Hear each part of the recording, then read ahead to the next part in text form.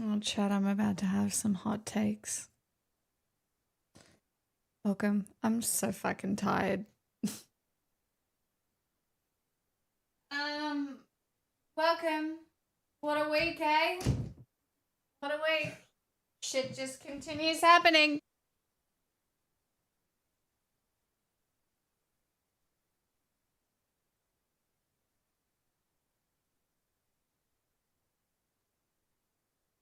What a day. I wonder whatever those hot takes could be about. I don't know, just the crumbling descent into fascism we're all witnessing. Nothing ever happens in my perfectly normal country where I have to live. I'm sorry. Days like today, I feel insane because I see what I think is awful take after awful take, and then I realize that's what people must think about me. I'm not happy. I'm sad. That's my first hot take. I'm not happy, I'm sad.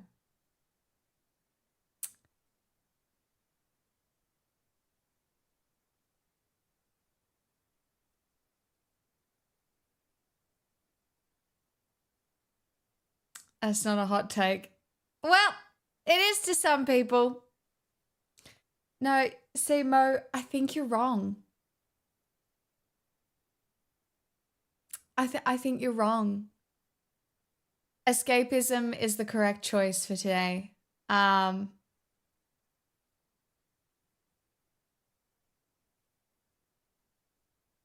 This is a disaster for whatever remaining scraps of democracy existed in America. I have considered things all day, and I don't know how to not fearmonger.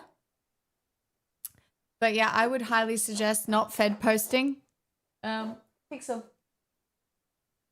And I would be very careful with what you posted online, because I think the descent into fascism is well and truly on its way. Dopamine. Macca's 6 months in advance. Shit. Thanks. Thank you for the mini dopamine. I'll take it. Pixel. Girl.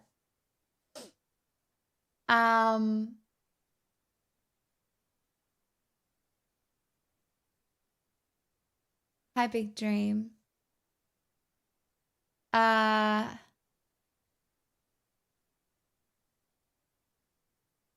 Is it? I feel like I look ugly, but I'll take the compliment.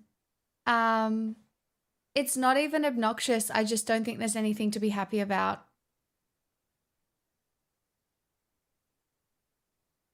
Like, Charlie Kirk obviously sucked. The things that man has said will be his legacy. And they are some fucking disgusting, racist, bigoted things. He said that if his daughter got raped at 10, she would carry the child to term. That's outrageous. It is outrageous. The things he has said about minorities, the things he has said about guns, the things he has said, there is a lot. But I actually think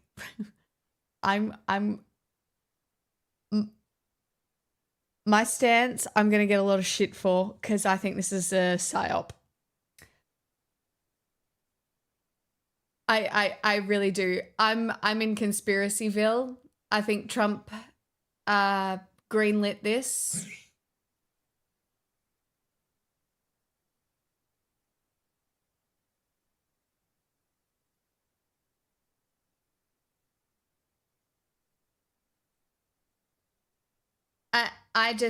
the timing of this regarding Epstein set up as the perfect martyr, him then doing a fucking AI address from the Oval Office saying that he's a martyr for freedom and liberty or whatever he fucking said.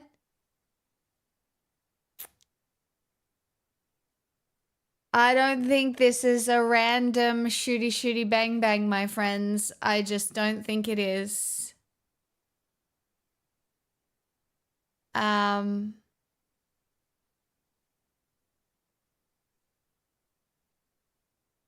not giving you shit because I've considered similar stuff, but it's wild to hear coming from you. I know. I think this is where I'm at though. And I think it comes across crazy. Like, we do not know who did it, and everybody's saying it's the radical left.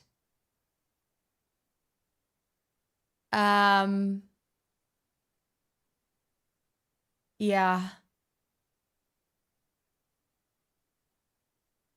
There's no chance this wasn't a trained shooter. Yeah. So I spoke to my conservative This is a full-blown contacts. house deposit, so My mental health took a little dive this last week. I've been a little sick and it's brought my insomnia back in a bad way. The state of living in the US is getting scarier every day. What brings me hope is your streams. I'm You actually are a conspiracy smart, theorist funny, now. and thoughtful. You matter, you're enough. This is a place where change begins. I'm more goodish because of you. Thank you. Oh, that's really nice. What the fuck? Dirty Bird, thank you for the 55 months and for always saying, like, such nice things. The fact that it was one shot, there's so much. I think I think you're giving Trump and co way too much credit for planning ahead. I'm not, though. Maybe it wasn't Trump. Maybe it was the people around Trump.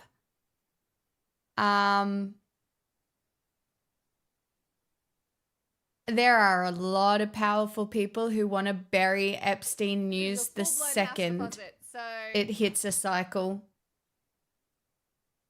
Broke 'cause woke, thank you for the 31 months. Thank you for your prime.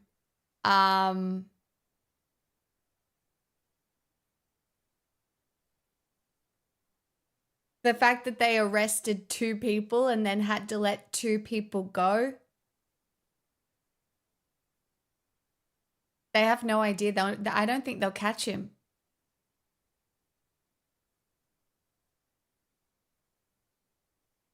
I don't think they'll catch him. I really don't. Or her. I mean, that'd be wild. I mean, I'm sure there's women who are hit women. I feel a little crazy because I'm definitely in Conspiracyville. To me, my gut feeling says today is just a little too perfect for certain agendas. And that's why I'm not happy. I'm experiencing no joy today because if we're framing the left here, which is what it feels like is happening, I mean, America is going to be... I thought about it today. What if, like, just on the verge of becoming a fascist government, they were like, we're going to introduce gun legislation off the back of this? Because that would be fucking crazy. I don't think it will happen, but I don't know, Vox. I spent all day looking and reading and making sure I was fully informed. wish I hadn't woken up with the first thing I had seen was the video, because I haven't had a peaceful morning this week. Every morning this week, it's been some other fucking drama, whether it's community drama or news world. I haven't woken up in a like emotionally regulated state all week.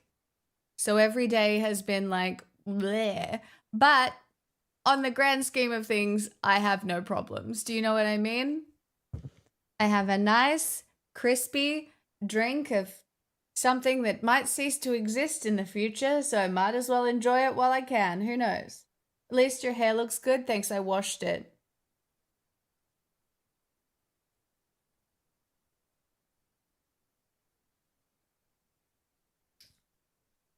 I mean, these things get lost to history. I agree with you.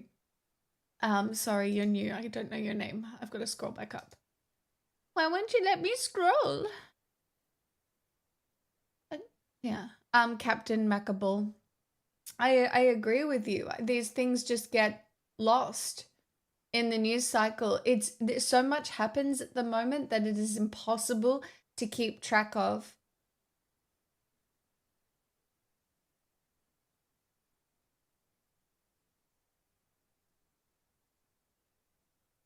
It's hard to know. There's a lot of conspiracies that have turned out to be true, but I also think we might be too conditioned from media to think things are more organized than they are. And that's why I want to be very careful. But I had to be honest. Do I think this was a radical leftist? No. Could it have been someone angry at one of Charlie Kirk's point of views? Yes, I think if you spew enough shit and enough hatred, well, someday people are going to respond. But I mean, the fact that there was another shooting at a school that is now lost to history as well.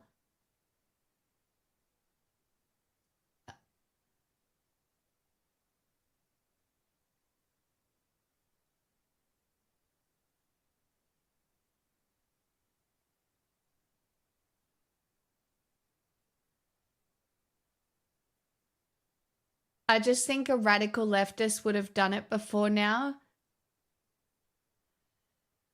I don't want to give the left too much credit, but I think like a radical leftist would know how bad this was for any sort of like societal cohesion.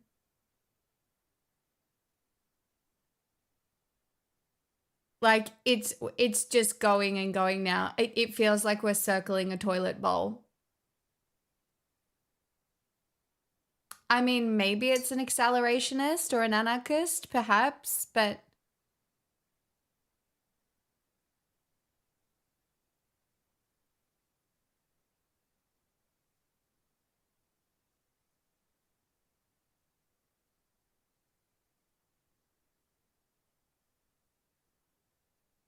I won't mourn him, but I do think a norm against political violence was generally good, and seeing it break down is concerning. It's truly breaking down everywhere.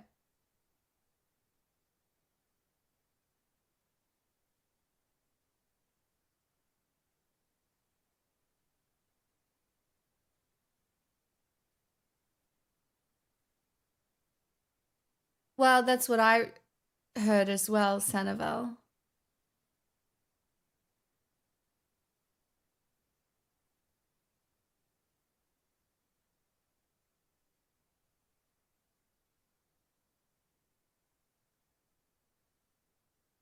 I mean, we just don't know enough, right?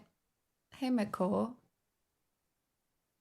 I mean, yes, the USA has had political violence for quite a while. They're freaking out now, but this isn't new. Correct. I mean, just the deportation of citizens is political violence. So, and even before that.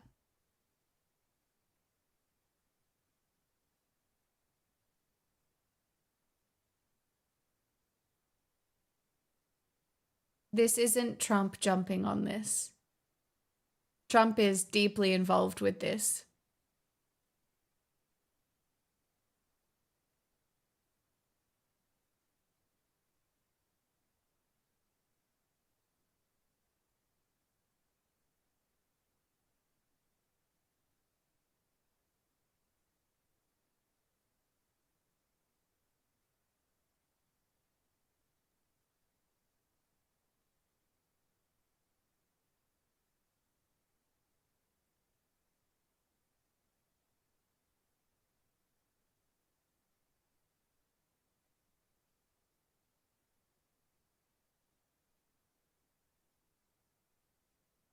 Chat, I think my dog smells like wet dog. I washed her today, but I don't know. She still smells kind of wet. I might have to wash her again.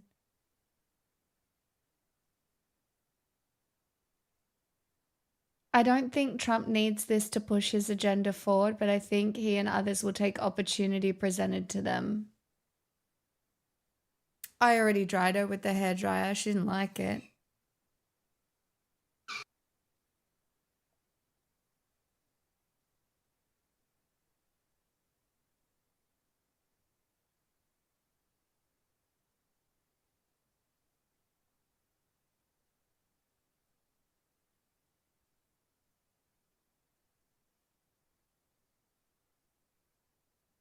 I mean, they have footage of the runner, that they have footage of the shooter on the roof. And he was wearing a bulletproof vest and the bullet hit here and ricocheted into his neck. That is, it hit here and yeah.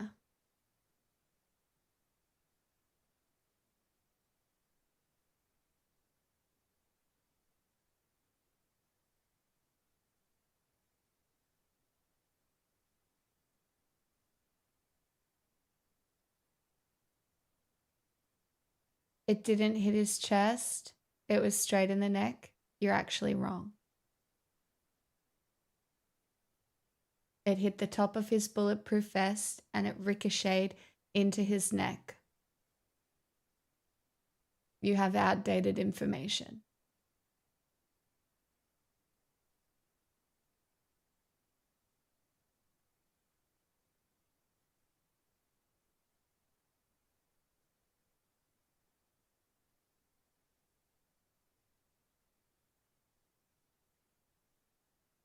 Yeah, he was wearing a bulletproof vest underneath.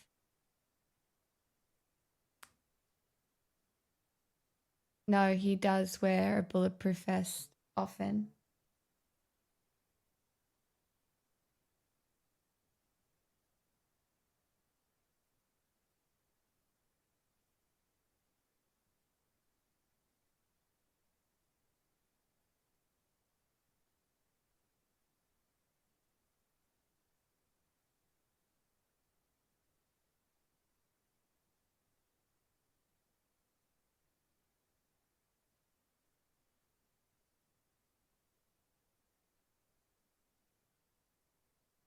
In Minecraft. Jesus, that title. Did you guys see? I'm sorry. I think if we all just come together and agree that it was the Etsy witches, we could really, we could really bring everyone together under a, magical matriarchy. Imagine. Maybe people need to be scared of witches again.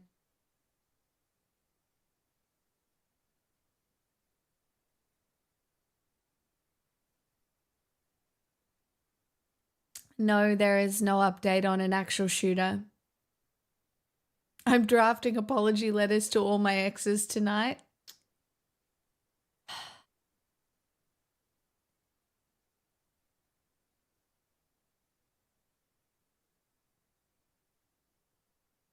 I'm keeping the Etsy witches on my side. Same.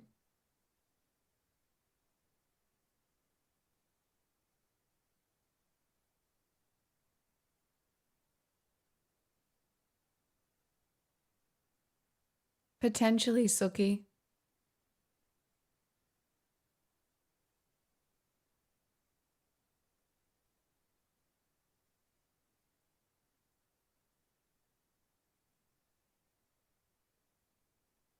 Like he didn't miss. He didn't miss. The whole thing was so traumatic to watch. At 7 o'clock in the morning. I,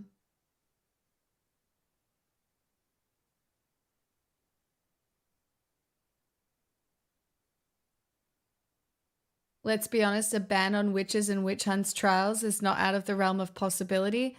No, I know.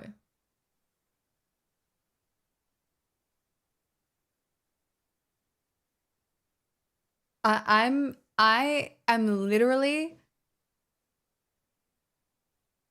the more I studied today, the more I am convinced that we are circling the toilet bowl of chaos.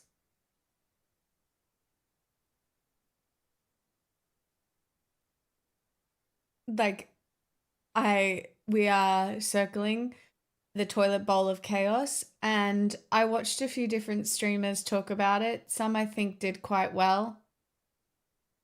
Others were just like, I'm not having a political opinion, and they were like, I don't care who you vote for. I'm not having a political opinion. And it just made me realize people are going to put their head in the sand until it's all over.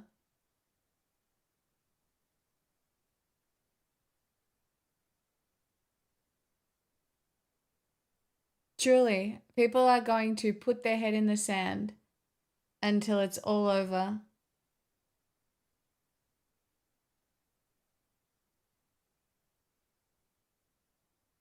Also, because I have opinions on the internet, there's certain sponsorships I'm not getting in the next little while.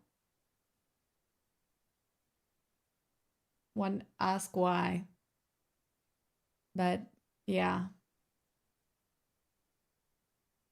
So progressive views are really out of fashion, guys.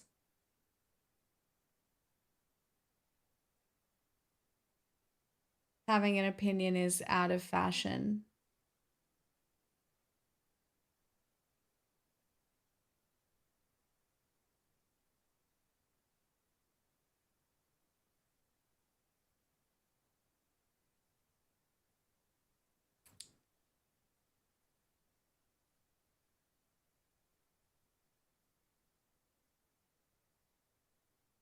I mean, shit is real. Excalibur, shit has been real for me ever since like Friendly Geordie's got like firebombed at his fucking home and the feds showed up.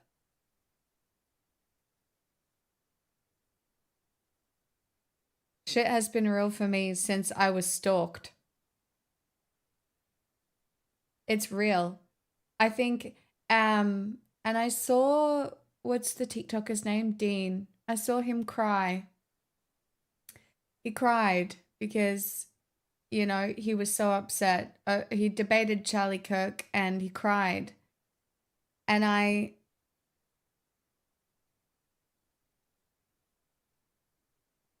think him saying that he was crying because, of the kids and the wife, which is valid. But that's not why I think he cried. I think it's the shock. I think it's the shock and it's the stark reality that these debates don't happen online. They don't stay online. It's the shock of the very real possibility that your life is on the line. Your life is on the line, and I think it was a very stark realization. Like his friend Parker was at the event. Right? And what sometimes feel like silly little internet debates can have very, very real world consequences. And I think if I was a young boy who had never considered that before, I would probably go into shock as well. I think even people like Hassan and Destiny were also like, what the fuck? But the people at the top of the food chain have enough money for security. Not that security can protect you from being like shot in the fucking neck.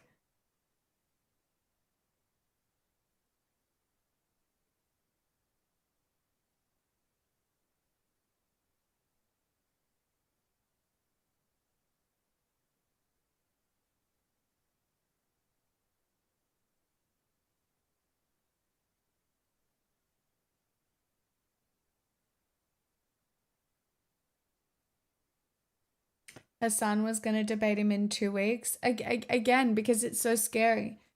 And then I was in shock to see that Ethan like called out Mike from PA, because like Mike from PA is an internet shit stirrer for sure. But for Ethan to, what Ethan is doing, which is naming in his posts people who are down the rungs, who probably don't afford the same amount of security as someone like Hassan, is extremely threatening. And it's like the idea that, you know, someone like him caused it or whatever, it's just it's just wild.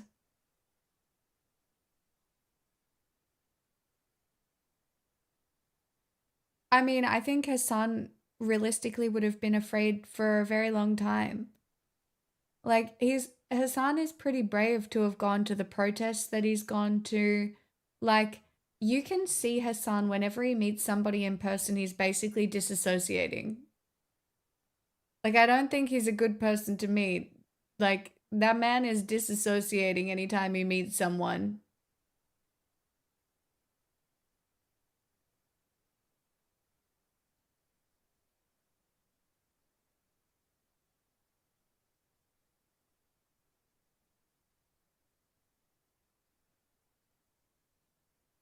I think he navigated it all right.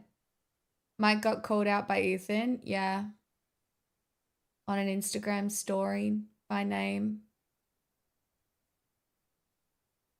I screenshot it.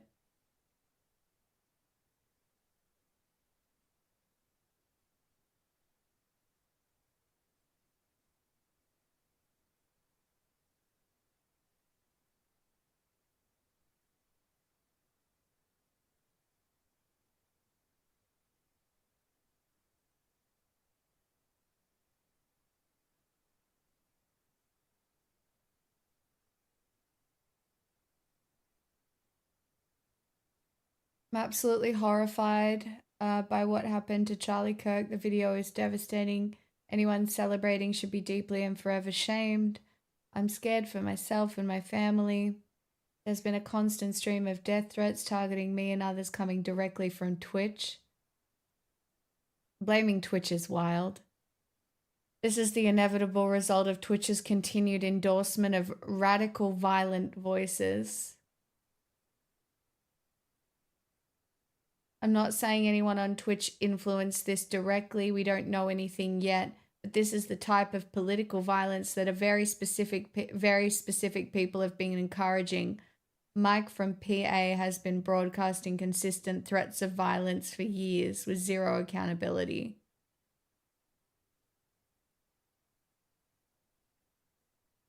Like, I hate to tell you, I don't think this was Mike, you guys. I don't think it was any leftist streamer. But it's to go after the people around Hassan is smart because Hassan can afford to defend himself. A lot of people around him cannot. I just think, like, America and American political discourse is it's a powder keg right now. Even Mike can afford it. I know Mike is rich.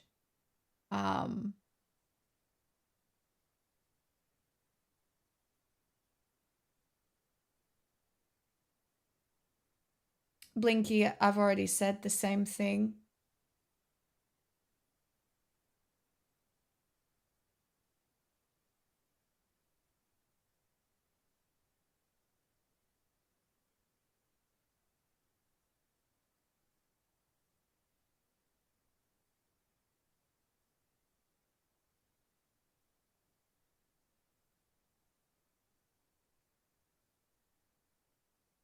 I would say that Ethan's career is declining.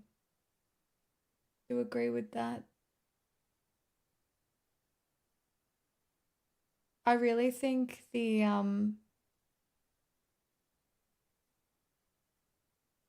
I really do think that the world as we know it is changing before our eyes. The internet is not some fun little silly thing anymore. It is fundamentally changing the way we interact with one another. It is fueling extremism. Um,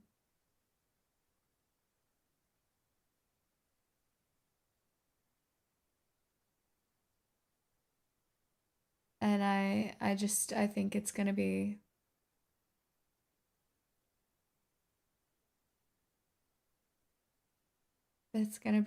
hard to deal with.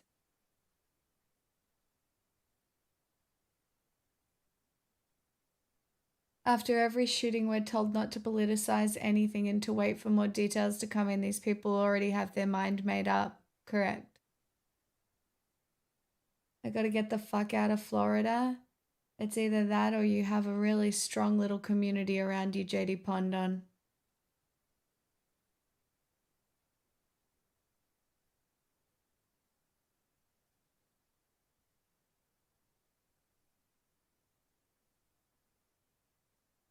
I truly think that the way out of this is by building community. But I fear there is going to be a lot of suffering beforehand. No, I think it's getting significantly worse, Midnight Star. Even at the peak of the pandemic when things felt really bad, they didn't feel this bad.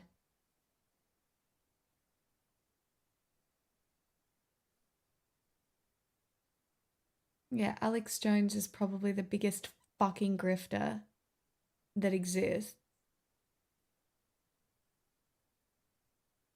Like, what that man did to those families.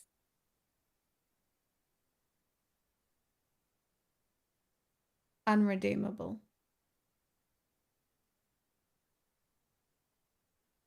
I agree, but building community is really hard in Florida.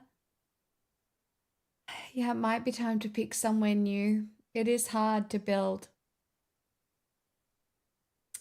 Yeah, I screenshot some of the comments.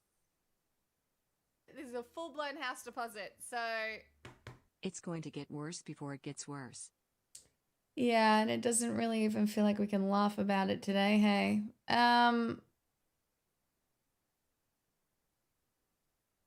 I really don't want to show them, but I screenshot some ones that I just want to talk about where they're going wrong. No one should die due to politics.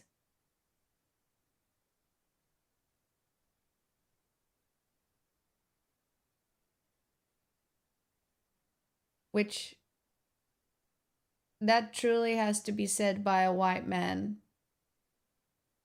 It is an extremely privileged take to say no one should die due to politics, because that means that you think your politics exists within a very, very small spectrum where people only partially disagree. That's not where we are right now.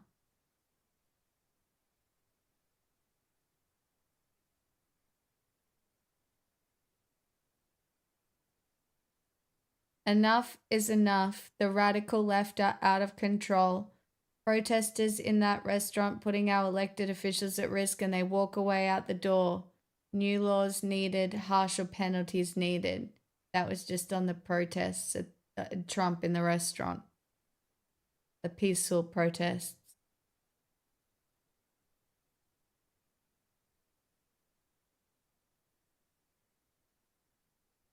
A lot of people think politics means just having opinions, but the people affected by them, it's literally life and death. I think that's the point I'm trying to make.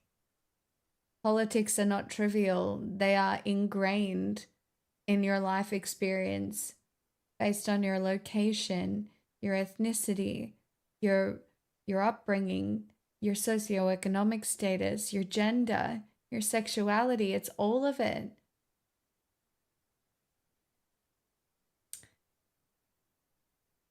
Well, no, the whimsy of life will return. It will return. I have been doing this a long time. And one of the craziest patterns that has become extremely evident is that even on these days where I'm streaming what feels like the world ending, it doesn't. We go on. I'll watch TI later. I might laugh and smile. And I think it's really important that you find a way to do both.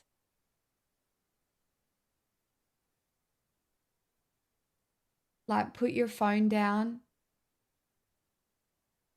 and and try and just do something else, because you're going to have to do it. You have to survive it. And I just feel like I've done this so many times now. And it's not that I'm numb to it. Every time feels a little worse, and every time I feel a little bit more ineffective. And every time I feel like there's more I should have done, but I'm also incredibly grateful that I never got into like the debate scene as very deeply. I'm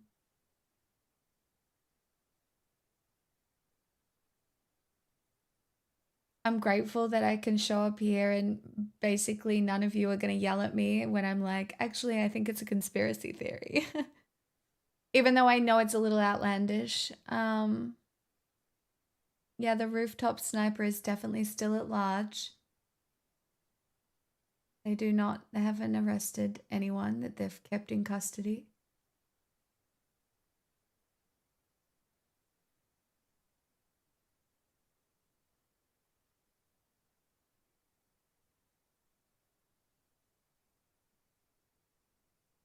Charlie Kirk was never political.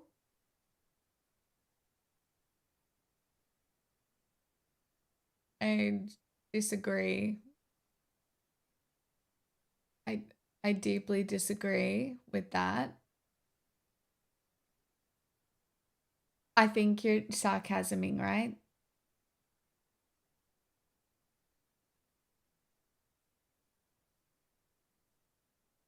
Yeah, I was gonna say anodyne. I was worried there for a second. Much sarcasm. I don't catch the streams so often anymore due to my non-existent sleep schedule, but I feel like every time you've spoken at least one deep thought philosophical take that's been almost identical to something that's been on my mind recently. McVitie's, sometimes I'm good at my job. Other times I'm shit. Sometimes I'm funny. Today is not that day. Although I did wake up this morning and Louie's like, I'm editing this video of you and you are funny in your own special way. And I was like, you gotta be kidding.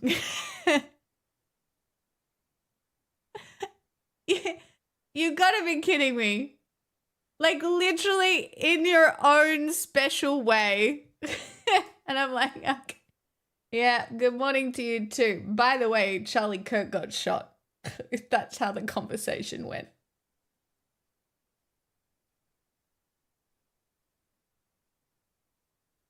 Yeah, that quote's a bit of a...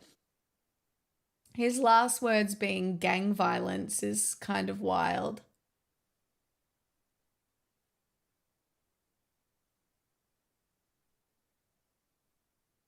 Yeah. The idea that he said it's worth a few deaths, a few gun-related deaths a year so that we can keep our Second Amendment.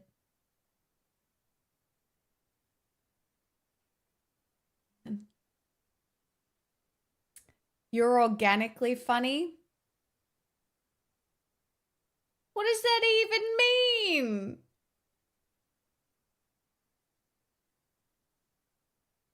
Organically funny.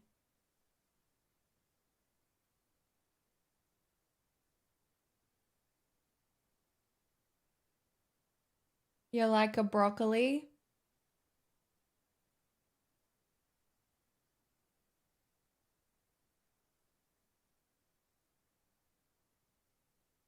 It means you didn't go to funny school?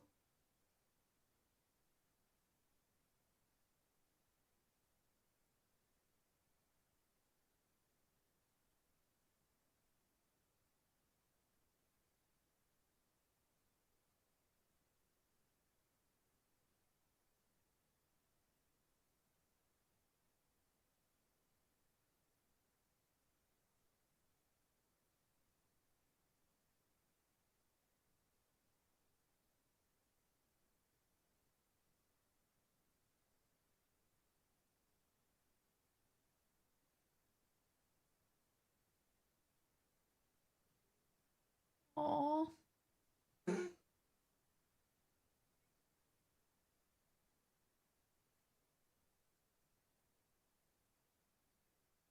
If she coughs again, I might get her cough off.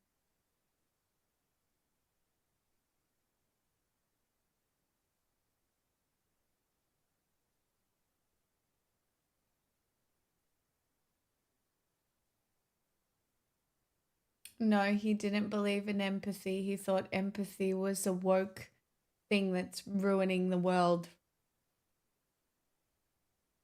That was also a hot take.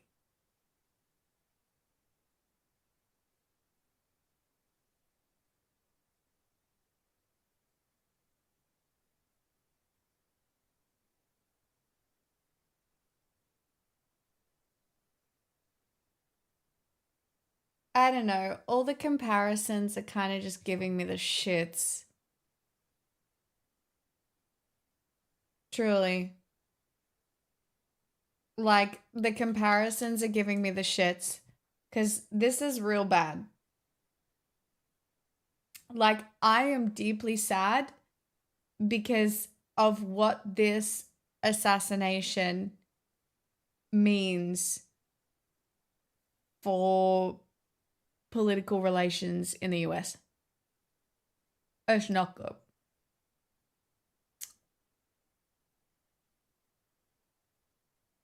It is history repeating. And it's like there's almost nothing you can do to moderate the temperature from here. Like I don't think there's a way to turn the temperature down. And currently it's like a lot of people are just frogs in a pot of boiling hot water. Well, lukewarm, that is soon to be boiling hot.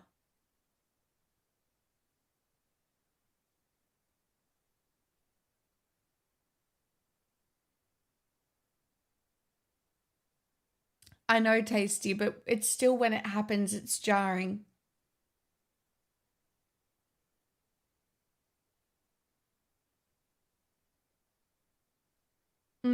Yeah, Mo. Because I think Republicans are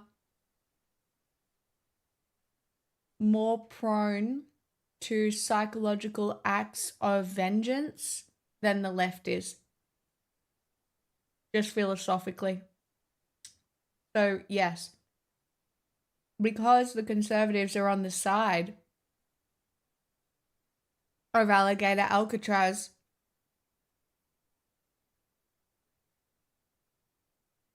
I think that's the problem.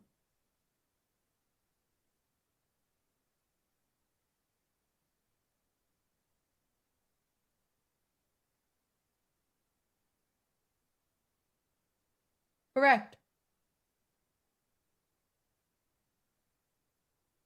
That's, I mean, we agree.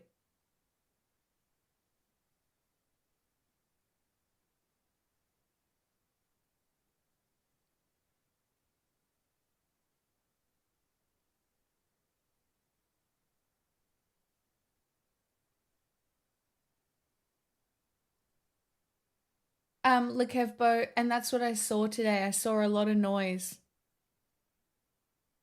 A lot of noise that will mean nothing.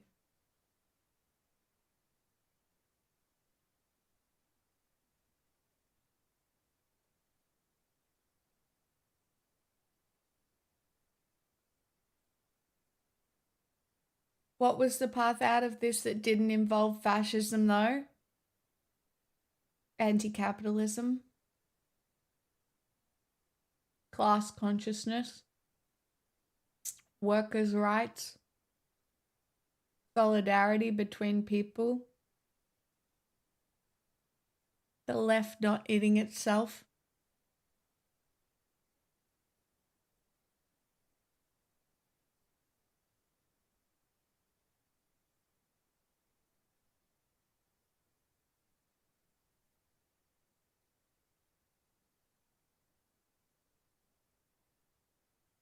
It didn't really, did it, Hellhammer? I agree, Greet. I agreed. Sorry.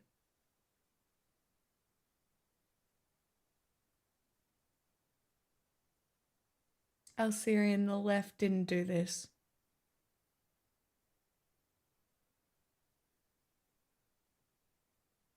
If I had to be generous and say that the left did partake in any of this,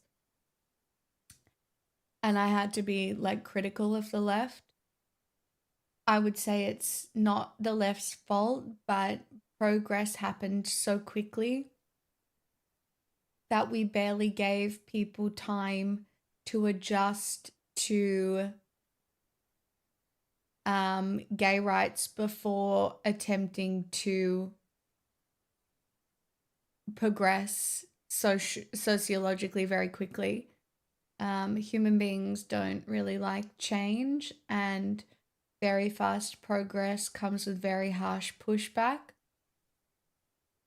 And that's not the left's fault, it's just the way it went.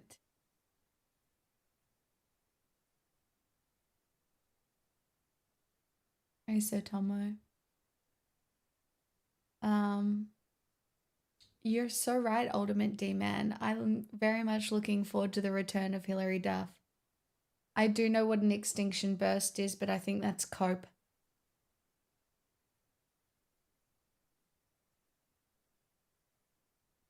Not the feminine voice of reason. No one listens to me. I'm just a silly girl on the internet. Ooh woo.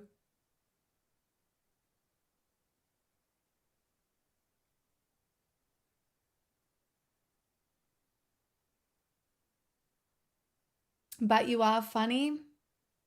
That's right. And you all owe me $5. Woo!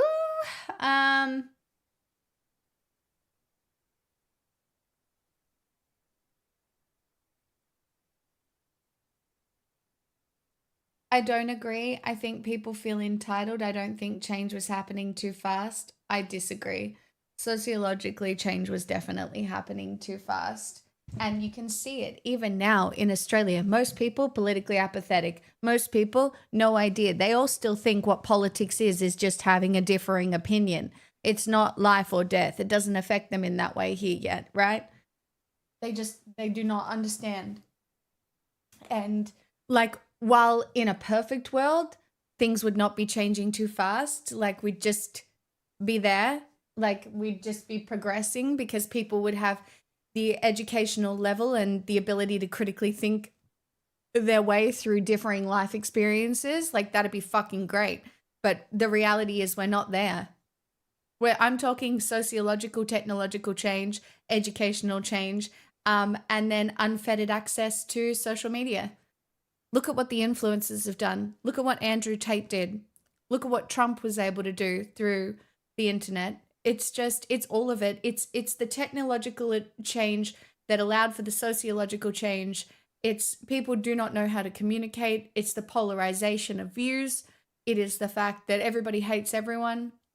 It's the changing social values.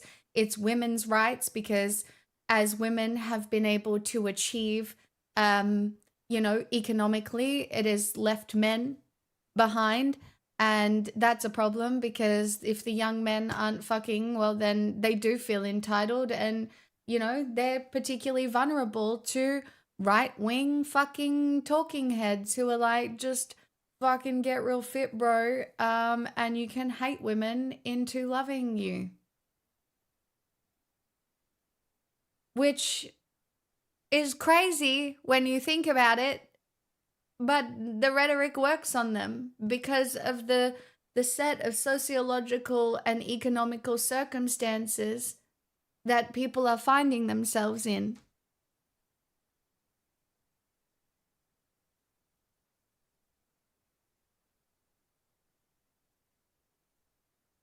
No, it's not. But what do you think? Technological change happens without sociological change?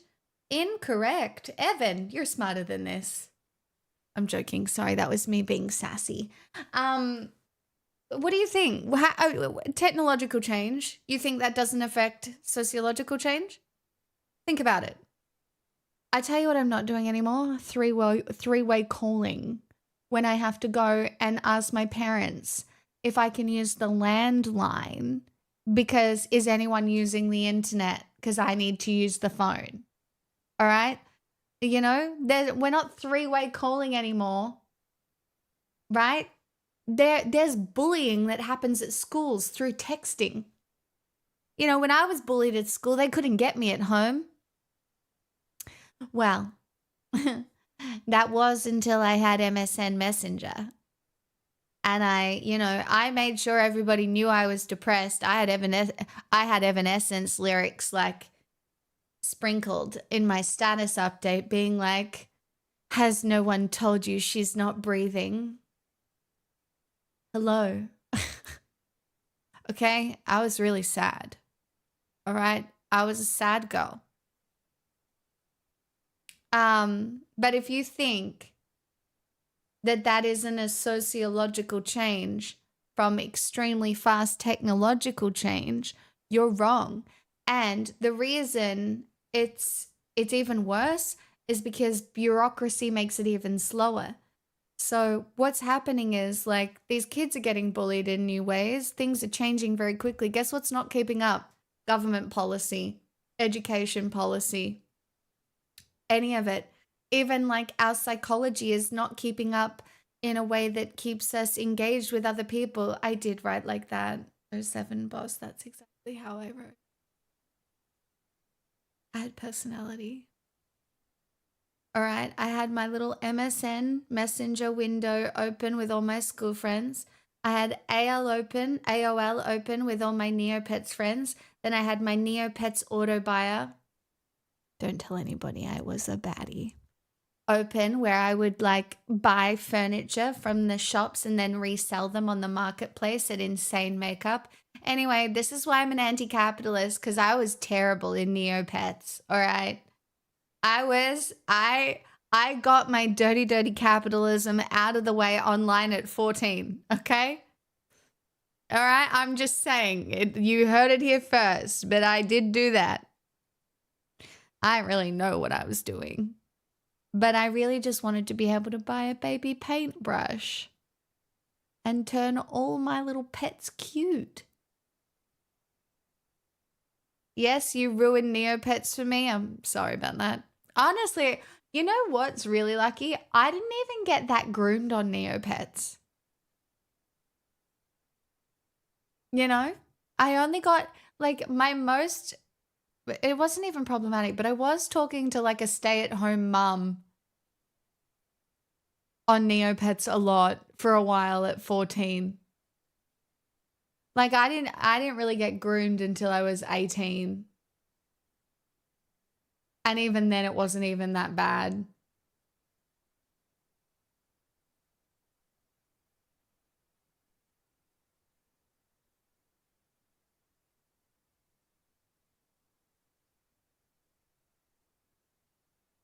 Pix, you really got to work on your terminology because change is happening too fast is a word for word the excuse most reasonable conservatives use to justify why change should never happen. Well, okay.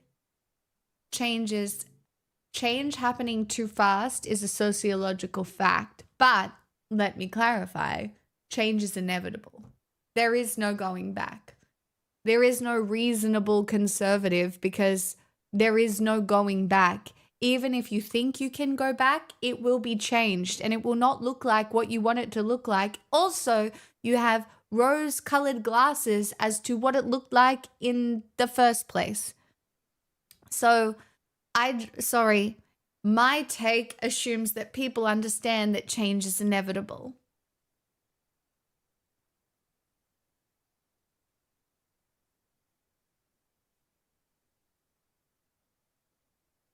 That or this is the beginning of my secret grift to conservative. Rah. That's right. I'm just worried about you getting clipped out of context. Spook, fucking, if that happens, let it happen. I don't give a fuck. Do you know how many out of context clips there are of me that could have me in the bin for years? So many.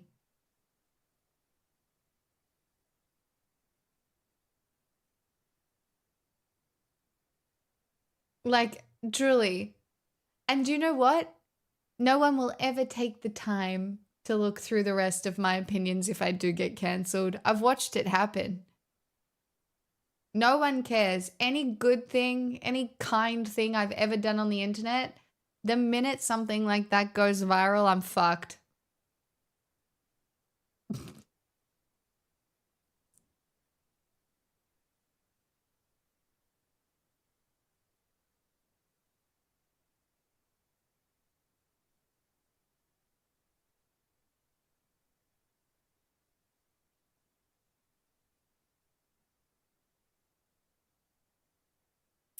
Dirty Bird, that's a very good quote, I think. It's a very succinct quote.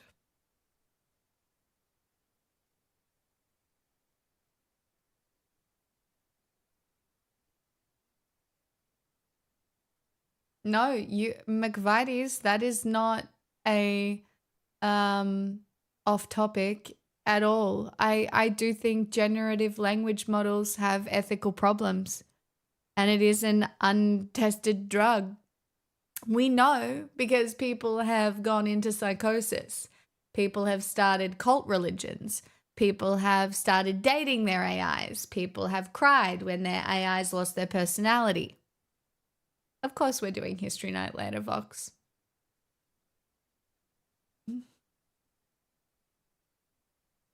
I just got here and I don't know what happened, but I've decided to cancel you. Can you give me money first? What if you gave me money first so that you had like a little bit of stake in the game and then cancelled me? Thoughts?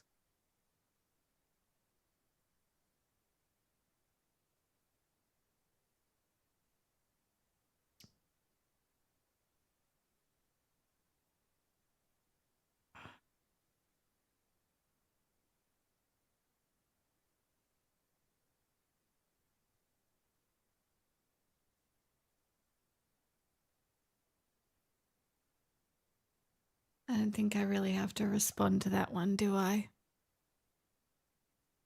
You're doing a very bad job of avoiding the lobotomy today. Honestly, out of all the days, today's the day I probably need the lobotomy, guys. It's okay. No one give me money. Today's the day. Okay, fine, I'll uncancel you, but not give you money. Man, a girl just can't win these days. We just keep losing. You know, people are saying the pendulum has swung to just, you know, women winning. When, you know, the facts are that we just don't.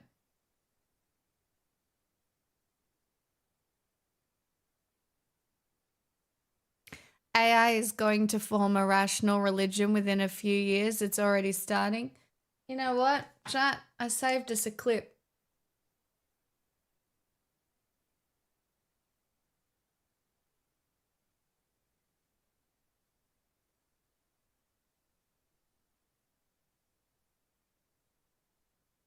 Is Sam Altman forming a cult? I've started increasingly thinking that the best way to actually understand the AI world is Dune. Okay.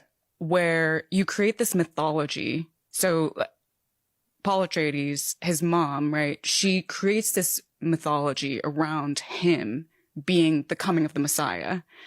And most people who hear this myth for the first time, they don't realize that it was handcrafted to control the people and make sure that Paul would ultimately have power. And okay, you may have some money because you asked so nicely. Damien, thank you for the $4. You've dressed my dono bar. Maybe today isn't lobotomy day. Stay tuned. Eventually, as he steps into this, he starts to forget that the myth was originally a creation and he starts to believe in it himself, right? And I think this is exactly what's happening in the AI world with the kind of rhetoric that they use where they talk about building digital gods and digital demons, literally, is that they created this mythology. At some point, someone created a mythology around the extraordinary power of these technologies and the need to usher it in carefully, very conveniently by the people that created that mythology. And now we are at a place where essentially everyone that exists in this ecosystem in Silicon Valley has forgotten or has come to believe, or maybe always believed, that this is their sole purpose and this is what they need to do for the world.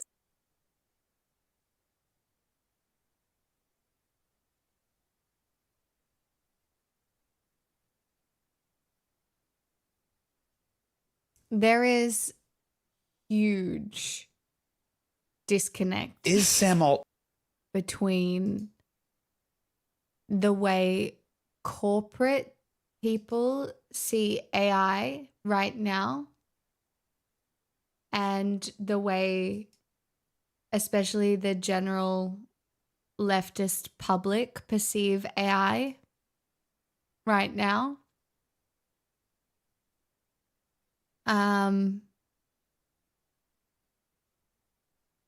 And I do think the corporate opinion is going to win. I'm a bit resigned until capitalism implodes. I think most of us are just going to be here shuffling along. I'm never going to be rich. That's for sure.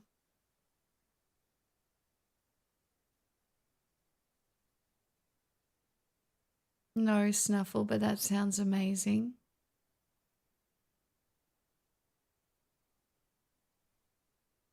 Blind Will, yeah, it's for young attention spans now. When did a corporate agenda ever lose? That's what I'm saying. Also, I don't know if you saw here, but we had the real life finale of Succession here in Australia, where basically Rupert Murdoch, all the progressive kids got bought out of Fox and News Corp for 1.1 billion each, and the promise that they will never buy back into the company.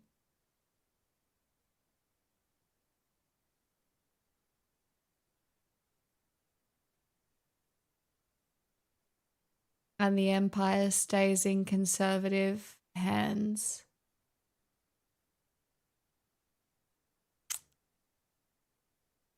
So that's how the real life episode of that ended.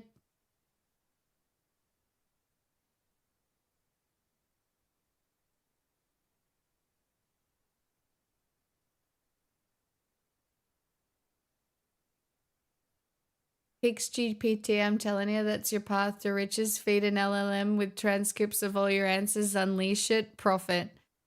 I mean, you're not wrong. But I don't really like the idea of what people would use it for.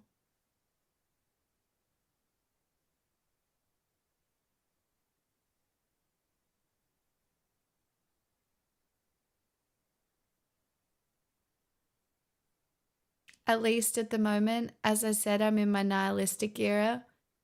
Look, I've been nihilistic for a while, but the way I cope is definitely absurdism. Not that not in its traditional form. But it just swings from making my own meaning to a little bit of hedonism to a little bit of indulging in my death drive to realizing things aren't that serious, to realizing things are that serious, but also what am I going to do about it? And then the roundabout fucking continues. And then I sing a song on the internet, and then I play a video game. And it just keeps going like that, really.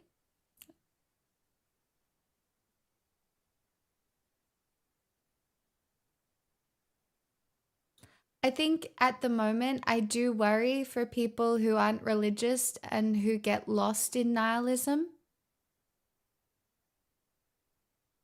I think that is a trap a lot of people are falling into right now because again, cost of living is really hard. You might not have access to a lot of coping mechanisms. And the coping mechanisms that you do have access to, like some therapists, they're only helping you to be good little capitalist workers, which is just incorrect and sad. I think absurdism is healthy considering the times. I agree. I also think it's the only way you can cope as a streamer because it just feels so fucking crazy most of the time. But yeah, I don't think you have to. Much in the same way I don't label my sexuality or really anything about me. Like, I really push for like anti-labelism or whatever that is. I don't know. It's not a thing. But in my head, it's a thing. Because I think you should allow yourself to exist in the flow. Like, you don't have to be like, I'm a nihilist. You can have moments of nihilism. And then you can have moments of hedonism where you're eating an entire Coles chocolate cake to yourself. I personally have never done that, so don't worry about me. It's hard. My label take is again a hot one because I do think that some people find a lot of comfort and community in labels. But I think it's just another wedge between otherwise groups that should be intersectional.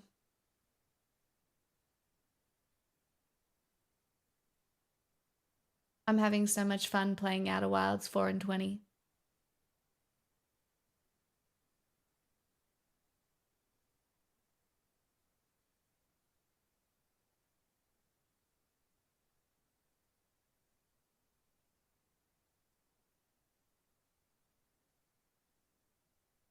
Mr. Ouchie, I don't mind that. That's funny. Seems dramatically out of budget behavior. Mine?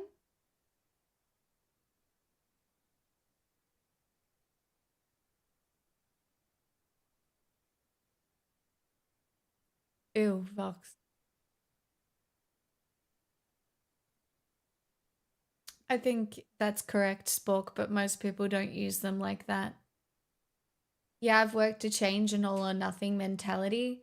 It's a hard one to change because there's so much comfort in what feel like fairly stringent beliefs.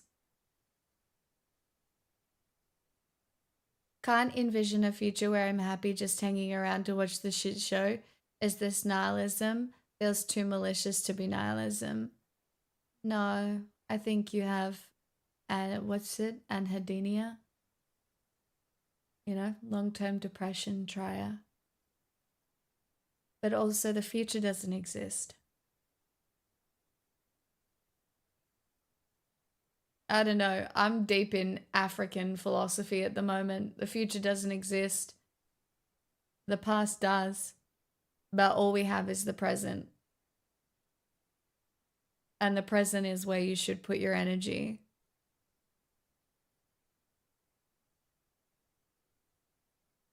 I don't think you need to imagine a future where you're happy. I think it's unnecessary.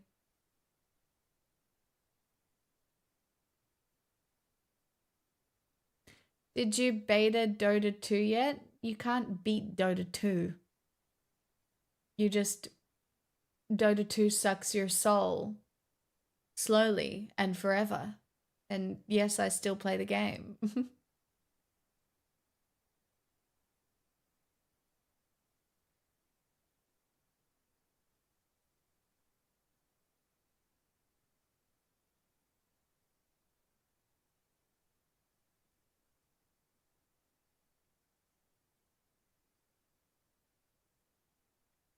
I would really encourage all of you to not shit on other people's joy. I think you can hold people accountable for like never having an opinion or never contributing to community or like there are things that you can hold people accountable for. But I would encourage you to not shit on other people's joy Like, if you feel like you want to say Taylor Swift sucks or she's like a bad billionaire, sure. But also don't. Do you know what I mean? Like, picture the grand scheme, choose what to critique and where to put your energy. And if you find yourself critiquing someone's relatively harmless joy, consider that some bullshit and do something else. You can't say that the only winning move is not to play, though, because we're all forced to play.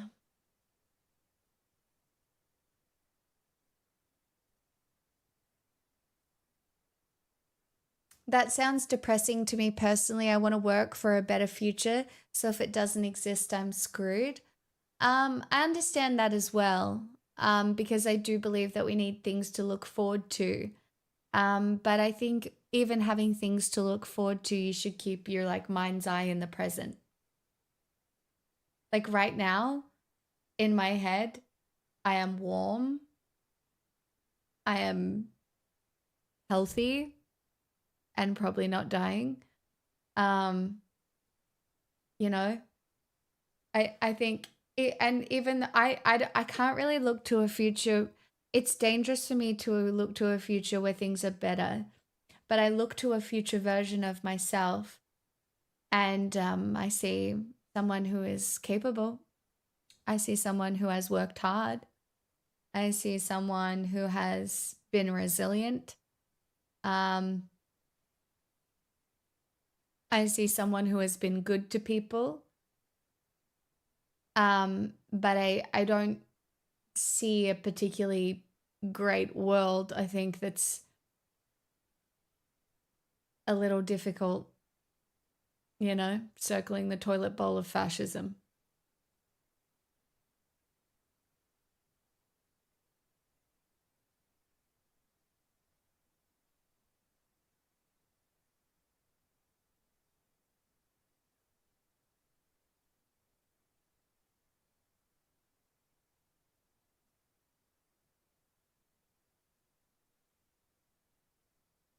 I would say that trying to choose happiness as a choice can sometimes feel a little inauthentic, Nemesis, but I do think you can bring yourself to a base level of functioning that is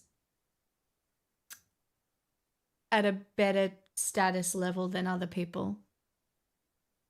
For me, it's not really about having things to look forward to. It's that there's many things in the world I don't think are good and that I want to do the things I can to change them for the better, even if that change doesn't arrive until many years later.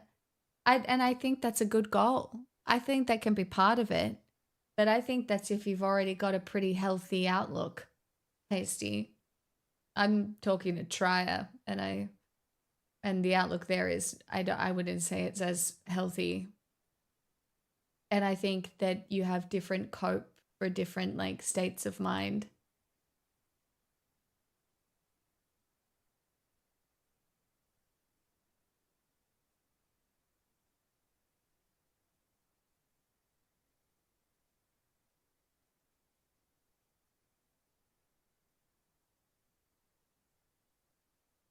Do you really think that life is built on brutality?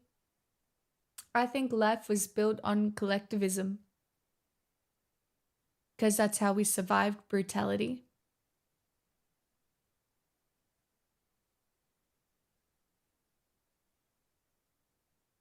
I really do. I think life is built on the fact that people decided to help one another. I do agree with that, sad girl, that capitalism is built on brutality and is unnatural.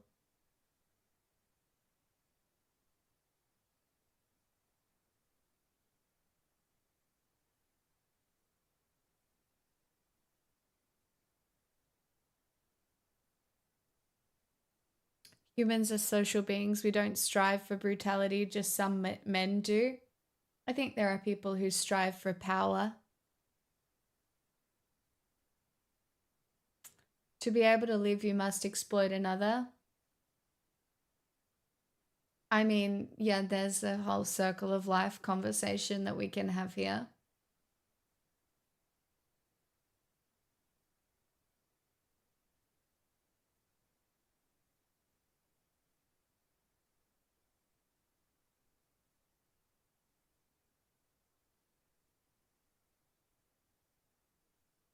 Like you can nearly, if you wanted to frame the world through that lens, you can frame nearly every relationship that exists as exploitation.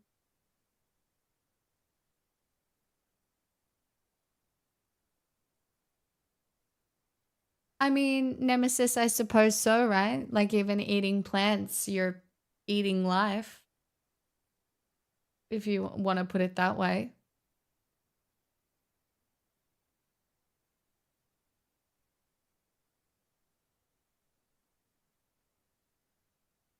Who's exploiting who in this chat? We're both exploiting each other. You guys are the loot boxes of my life, and I am potentially a loot box in yours. You're my variable reward schedule, and I'm your little tiny dose of dopamine. And you're so fucking welcome.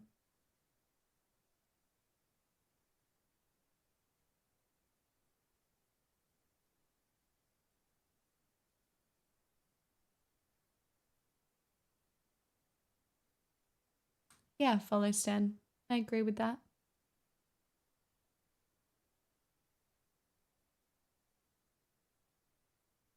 I'm definitely only getting exploited. I live in a dungeon which you keep locked. We haven't had fresh water in weeks. Yes, there is. You just haven't found it. You know, it's definitely there.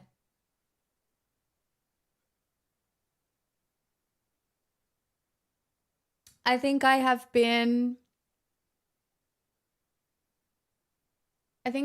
as least exploitative as I can be on this platform. I'm not sure if there is a purely ethical way to navigate what is like parasocial relationships in this sort of content. But the boundaries that I've... Congratulations, you have unlocked a common item. Thank you for the $5. I hope you got a good fish.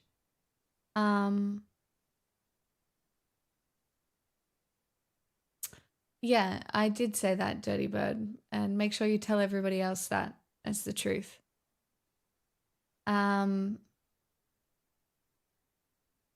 yeah, I think, at least with the boundaries I've tried to set, being for my own mental health, but for other people's mental health as well.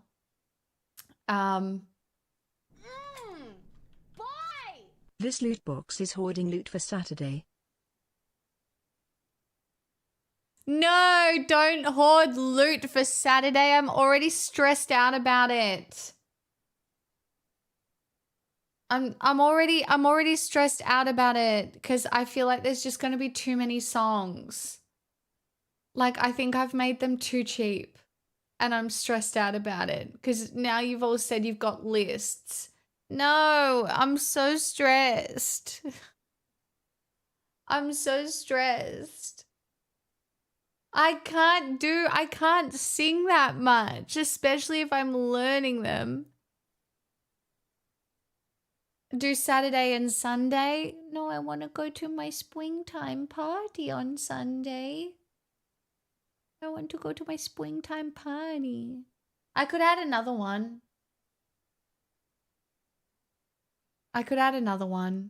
If you guys like it that much, I can maybe add another one. Maybe if we hit 2,000 subs, I'll do another one. I'm joking. Time to double the price, supply and demand.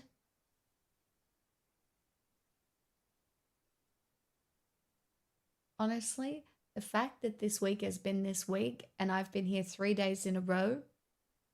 4, 3, 4, 3, 3, 3, 4, 3, 3. You know, you should be thanking your lucky stars.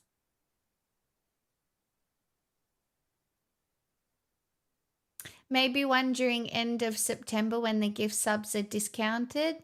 Yeah. What we really need to do is just try and farm another fucking treasure train. That's what we need to do.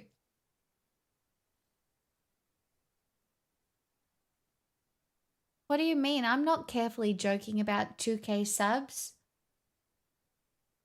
Why would I carefully joke about making money as the capitalist bitch that I am? Are you joking?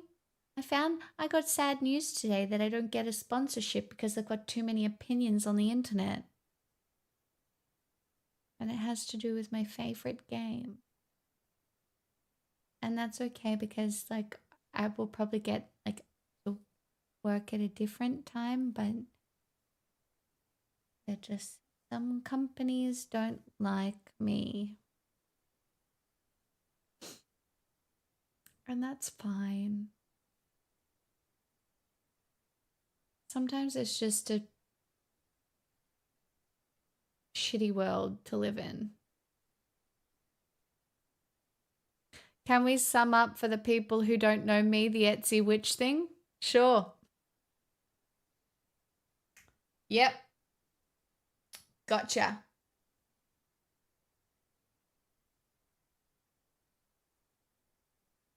Feminist website Jezebel boasted that a reporter paid witches on Etsy to curse MAGA conservative influencer Charlie Kirk 2 days before he was assassinated in Utah. The unsettling article ripped the Turning Point USA founder before recounting how the unnamed reporter forked over cash for multiple curses on him.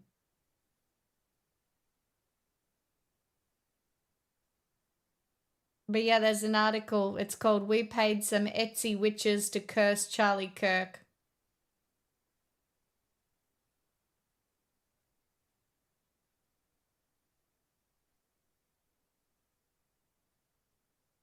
The byline is, if the far-right misogynist with a bad haircut wants to villainize independent women, Jezebel is more than happy to be the hag of his nightmares.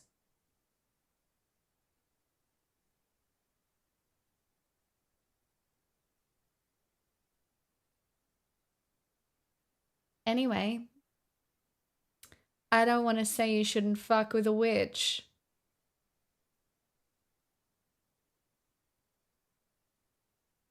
But perhaps don't fuck with the witches. Anyway.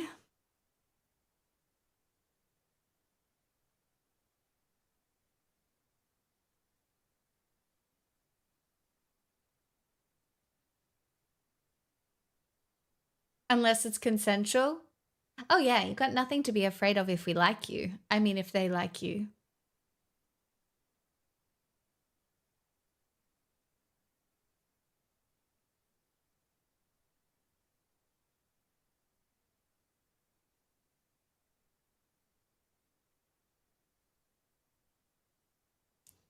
Hopefully, honestly, pretty impressive for internet purchase Witchcraft.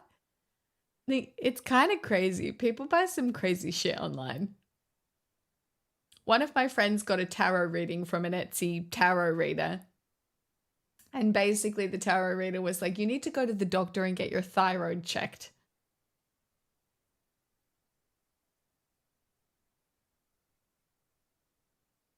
Toss a coin to your witches, or valley, or pixel. Etsy witches. They're so annoying. Their performative spirituality is such a pain in the neck.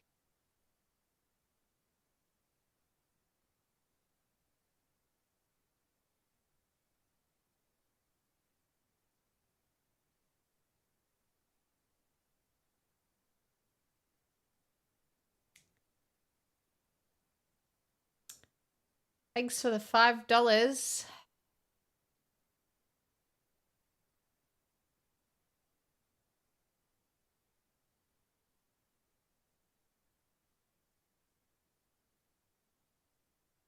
Sometimes I wish I had it in me to sell things like that. You could automate most of it and just collect the money. I want everyone to know I have my neutral face on with that dono comment. I saw your neutral face today, sad girl. It was very neutral. In fact, I used your neutral face to inspire my neutral face. To be neutral.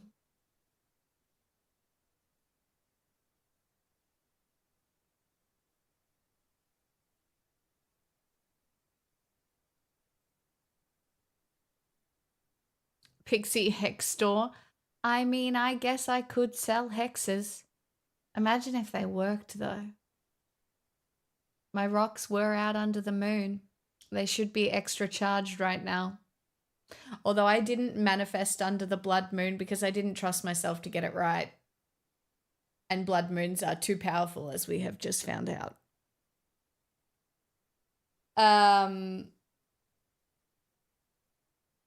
Yeah. Yeah. I was in a body of water under the full moon, though. So.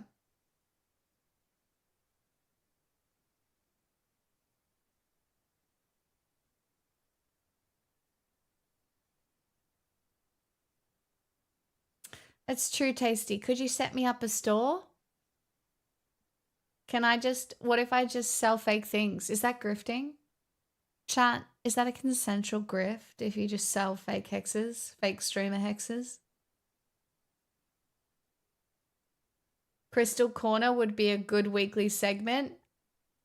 What do you mean? I'm not advertising any witchcraft on this channel. With rising fascism, we're going to get the Salem witch trials all over again.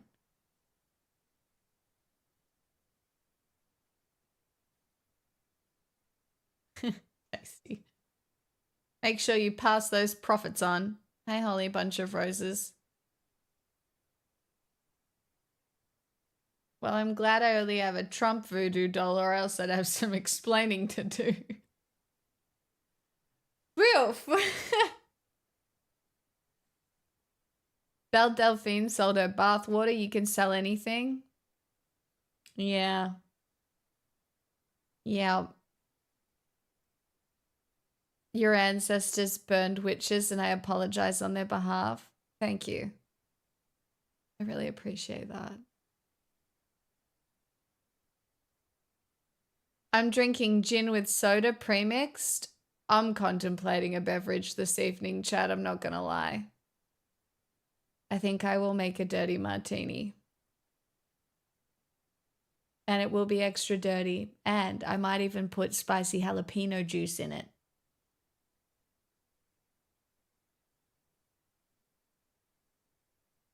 It'd be rude not to pour one out. It's Thursday. Yeah. Oh my God, that sounds amazing. I know I'm a connoisseur of things that taste bitter. Sorry. Guys, I'm really not that sad. I am sad. Rising fascism is something to be sad about, but like technically I'm not that sad. Like I'm so chill.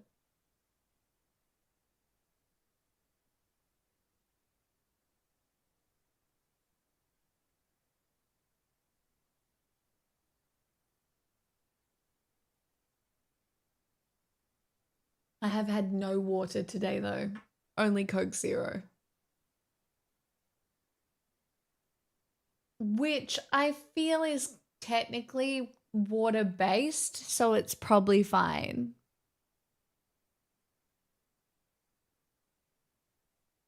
So chill. I am a chill girl.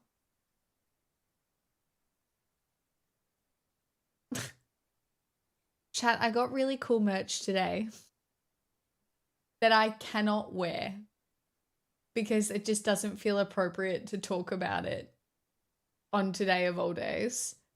Do you know what I mean?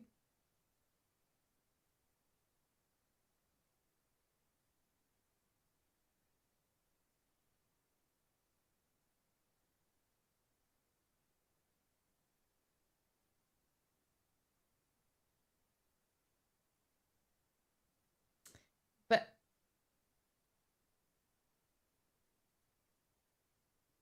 well, it's not Hassan merch. It's from an upcoming movie called Lesbian Space Princess.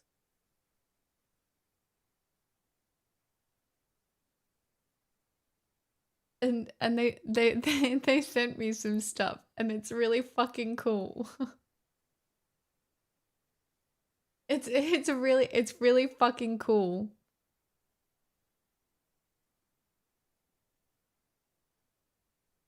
I've cried like 3 times this week about the state of the world, although that's definitely partly because of other life stuff.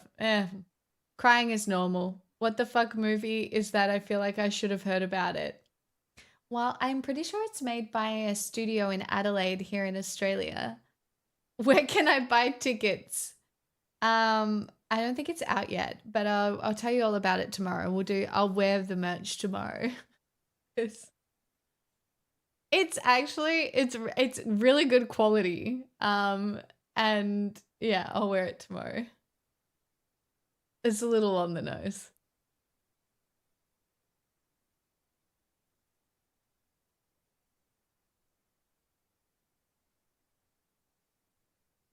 It's animated as well.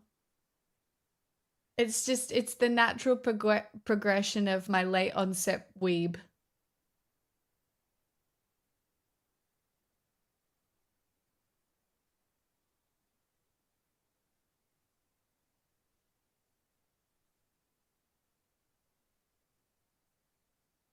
What do you mean Cuomo implied that Hassan did 9/11? What do you mean? What do you mean? Oh my god, what is wrong with everyone?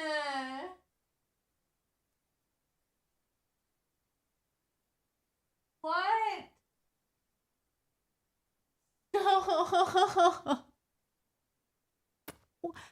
Why?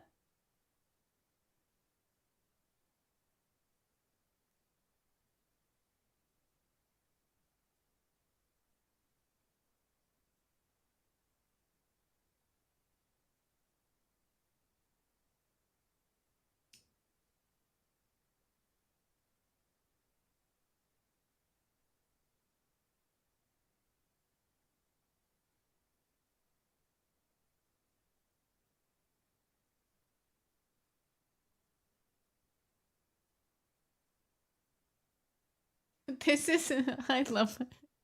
This is just people getting taken out of context. I don't, that's, I mean, what the fuck? It's just, man.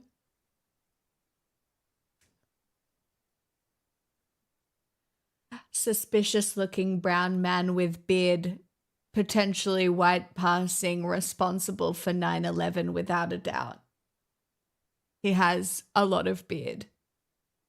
And we all know with lots of beard comes lots of terrorism. That's like, it's fucking crazy.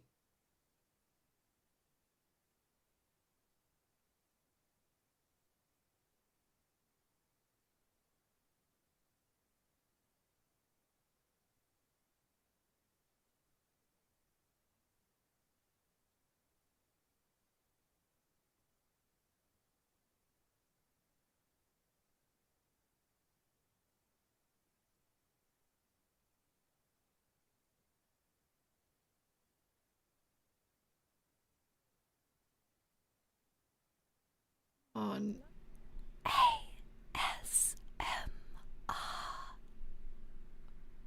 So many dishes to be made this season. Thinking lamb loin with asparagus, peas, fennel, Yum. orange and pomegranate. Yum. Something light and fresh. Yum. You know what's light and fresh? That fucking donation. Thanks, Fuzzy. Yeah, I could do something with pomegranate in it. That sounds delicious. I don't really eat lamb though. Pomegranate molasses makes a good dressing. Yeah, that does sound pretty good.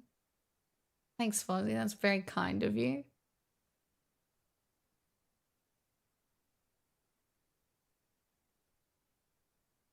You know how everybody's like, you know what real love is? It's someone who just offers to peel an orange for you. Well, I was standing there peeling my own fucking orange this morning and I was like, you know what real love is? It's somebody de-shucking a pomegranate for you. That's what real love is.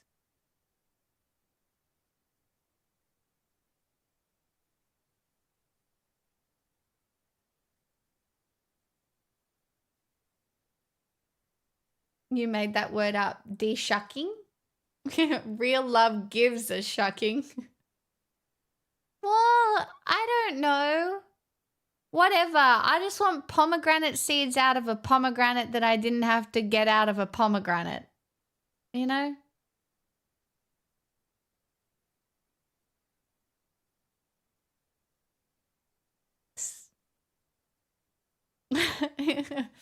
Instructions unclear to experience love. I should buy a pomegranate. I mean, can't hurt. Pomegranate flavored drinks are the best. I do like a pomegranate flavored thing. Oh, it's a voice. Well, luckily for you, it's all being edited by Louie. I did it once at work and covered the lunch table in what looked like blood.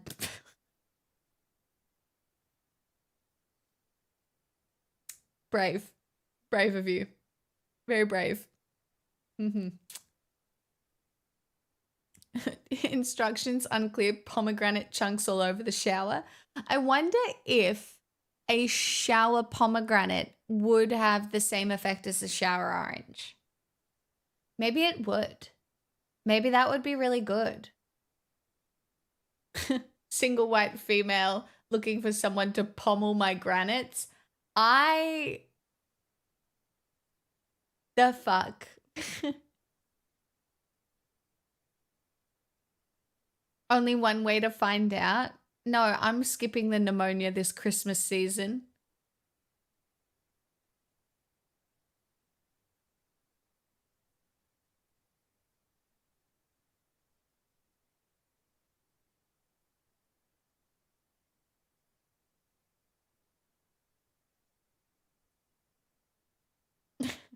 Women in STEM. That's right, doing my own science experiences. Science experience. Oh my god, someone. Oh. Probably not the debt. Oh my god.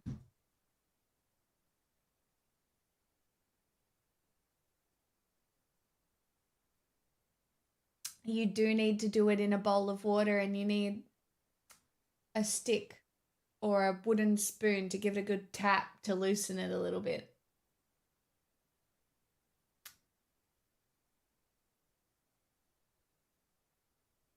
Yeah, you use a spoon. I see you, Tasty. You got it kind of right.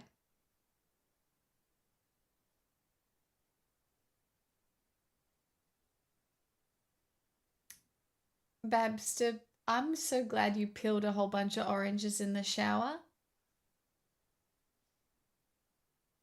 I'm hoping you didn't share those oranges around with other people. But like, I'm very happy for you. When I did my shower orange, I ripped it apart and just like dove right in. It was COVID and I was very bored. You know what? That's really valid. Some people baked bread, you peeled oranges in the shower. You had 4 orders of oranges. Wow, that's a significant amount of oranges.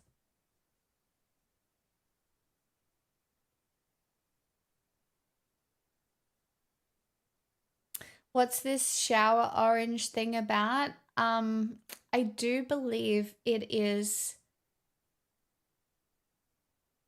queer folklore handed down through the ages as a solid fix for any particularly bad moment.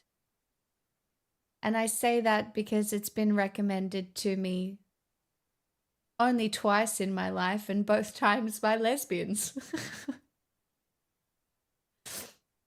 Or, well, actually, bisexuals.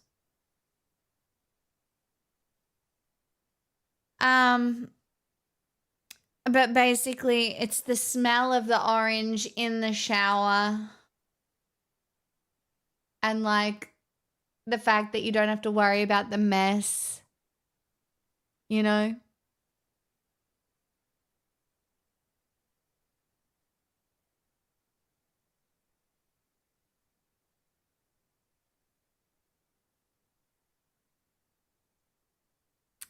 incredibly expensive aromatherapy.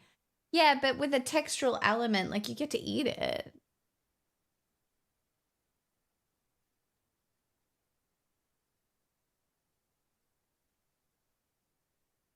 Well, you don't wash the orange peels down the drain. You just take the rubbish out with you, you freaks.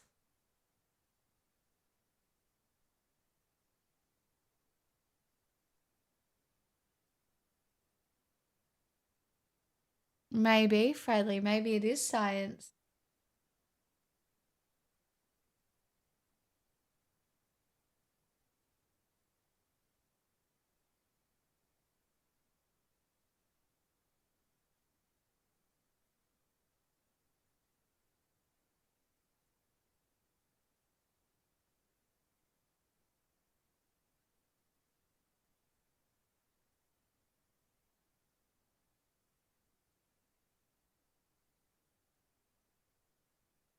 Do you also rub yourself with the peels?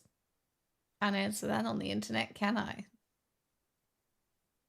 Don't ask questions you don't want the answer to. Stop trying to set me up, chat. It's Thursday. You know, there's This is a full-blown house deposit, so... Thomas, thanks for the 35 months. Did you find it appealing? Hilarious. I see what you did there. Just say yes and put the peels on the Etsy store. Gamer girl orange peels? Oh my god.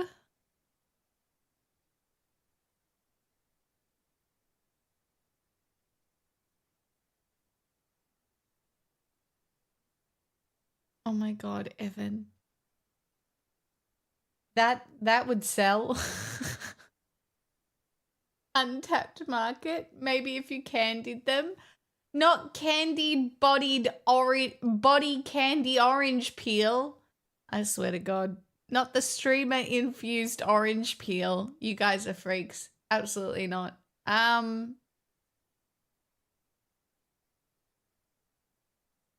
Ferret King. Good morning.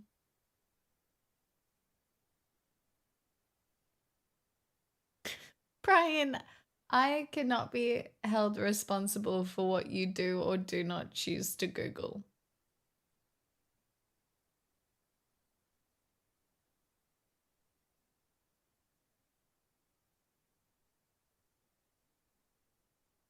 Tell you what was great last night, chat?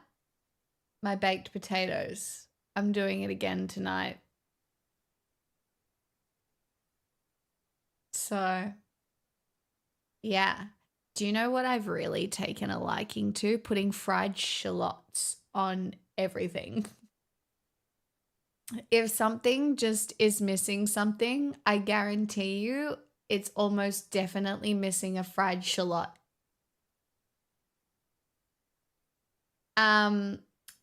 So I chopped up cucumber and put it on the side. And then I put butter and sour cream and cheese and fried shallots and spring onion, chopped up spring onion, and salt and pepper, and then a little bit of chili oil on the potatoes.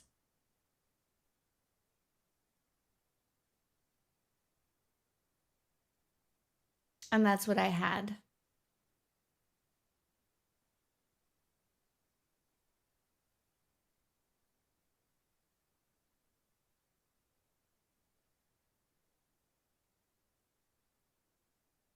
But I really do think the crunch of the fried shallots is what makes it.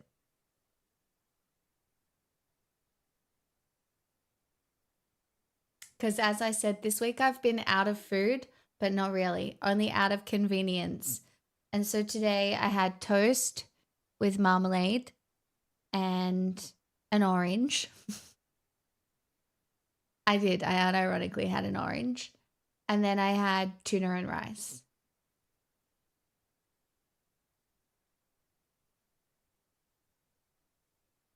You're out of control. I'm doing really well. I'm just using up the food I have in my house. You need a live-in chef? I do. Subscribe today. All these things were really well cooked. I had tuna and rice for lunch. Tuna, rice with mayonnaise and spring onion and yeah. It was just tuna and rice.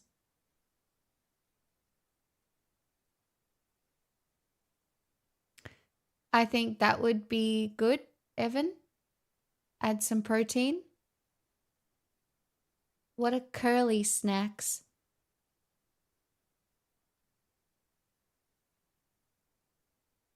Oh, I also had 4 bits of chocolate. Like 4 squares of chocolate.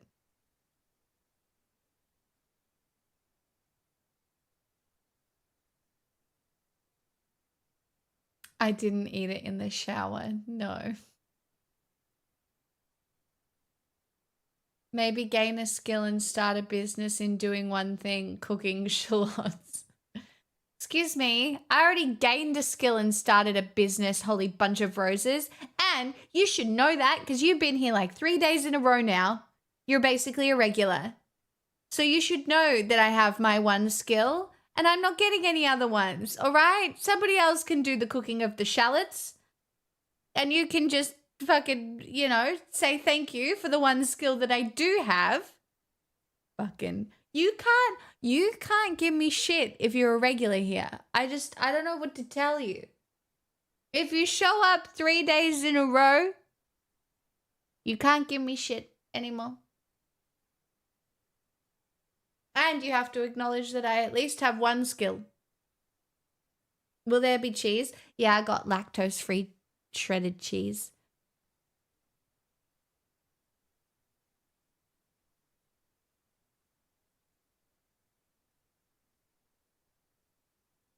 There has to be cheese. Obviously, I'll probably have a few walnuts and I might even tonight I'll have sardines too. Because I don't think... Oh, no, I already had a tinned fish today. I had the tuna. And I don't want to get mercury poisoning. So maybe not.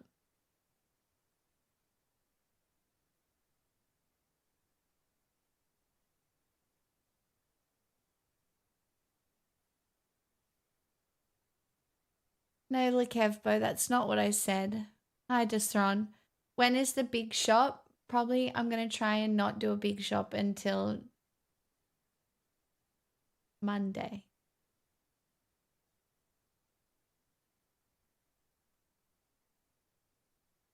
But I don't know, we'll see.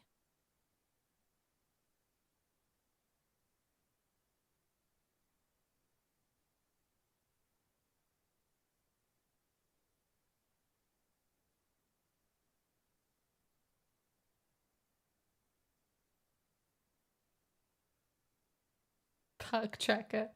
Not use the code tragedy10 at checkout for 10% off your next purchase. Oh.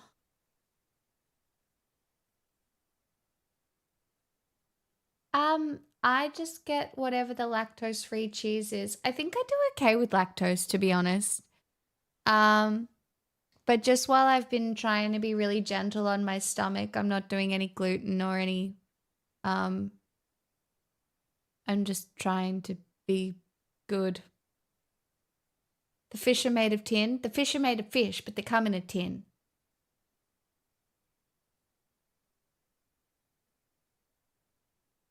$86 a day to spend. What's that a week? I can't do the math. Dysthrona, I have celiac disease. If you don't have celiac disease, eat as much gluten as you fucking want.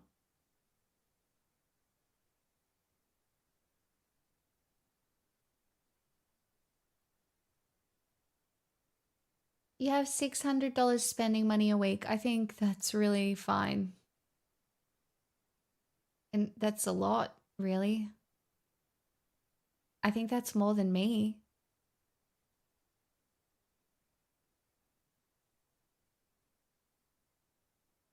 Mackerel in tomato? What do you put it on, Tasty?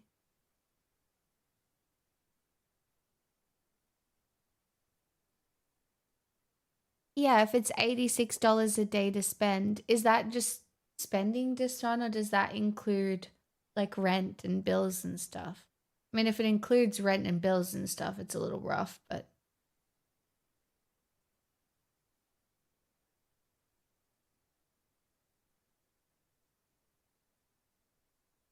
oh, Suki, that's interesting. I am in Vic. Yeah, there are some thickeners. The ones that I have to avoid are soy sauce. That's probably the trickiest one coming out of nowhere. Actually does include some bills that I forgot to include in my math. I never allow myself to go over $500 a week spending. Are you still doing FODMAP? No, I'm eating apples, so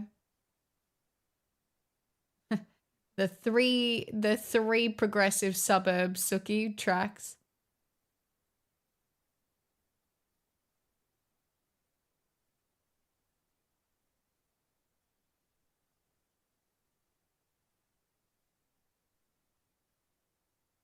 I think I spend about $150 on groceries a week at the moment. And like on weeks where I might have to buy like toilet paper or washing detergent or spray and wipe and stuff, it might go up to like 160.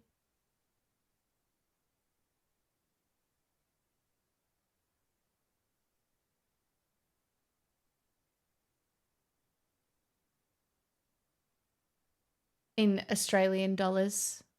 So just for the Americans, it's about $100. Hey, Champagne.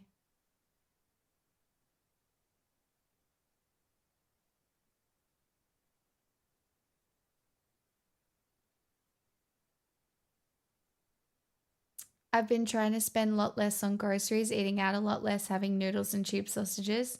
I think the thing is, Distron, it's got to be about healthy foods if you're eating at home, like, because you want to feel good. And so I think the balance is having a mixture of like foods that are easy and then foods that are healthy. And I think, and then foods that you want to eat. Like it's about balancing the stuff that you want to eat at home. So you want to eat it, and it's not just a whole bunch of fresh vegetables going off in the fridge, if that makes sense.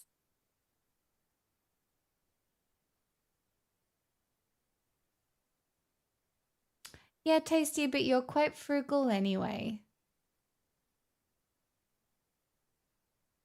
Do you exclusively eat at home? $100 is so frugal. I spend that in 2 or 3 days at the moment. That would be on top of ordering food, but I haven't ordered food in.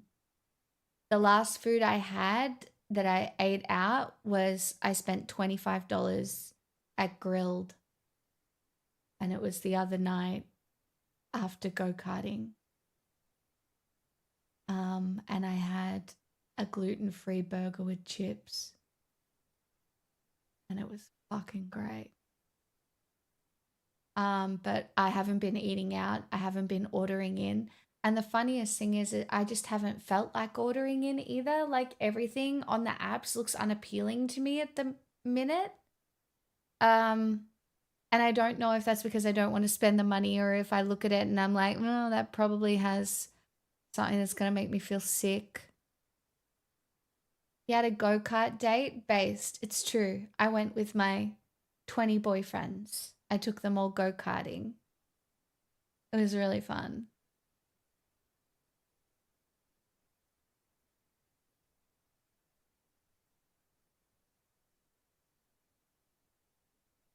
Oh, Croxen. That makes sense. Also, 15-year-old boys eat a lot.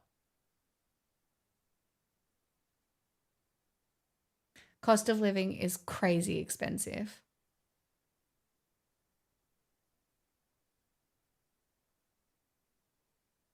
I didn't get an invite. It was Mickey's birthday, you guys.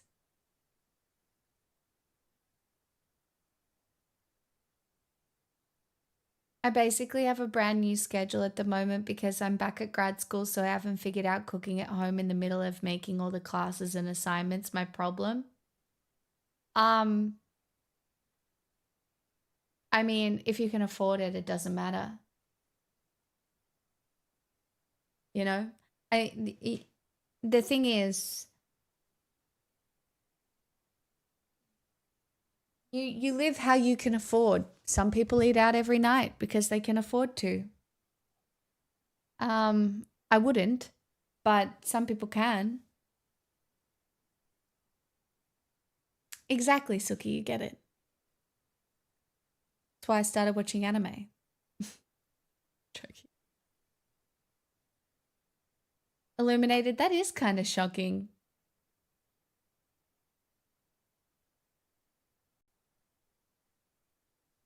That's very healthy.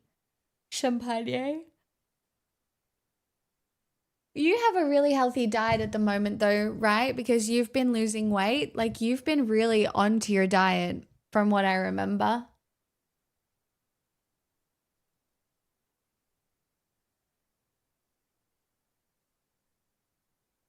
Food is really expensive, Dirty Bird.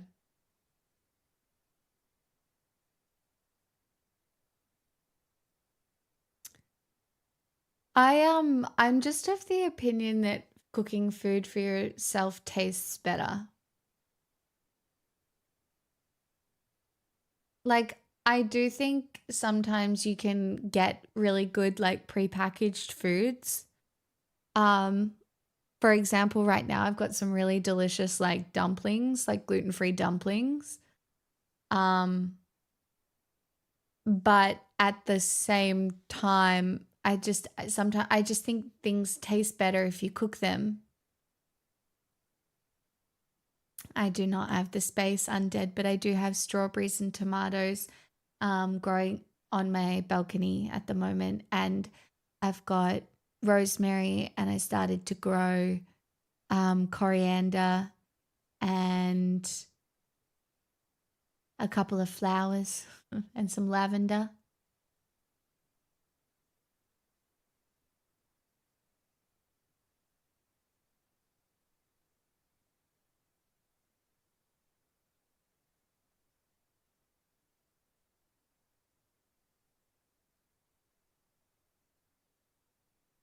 There's a degree of value to the social experience of eating out, but yeah, home cooked meals are better.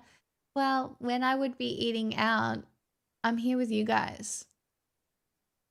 My nights are here with you. Like my dinners are often very late at night. And you know, my stream time is a nighttime one.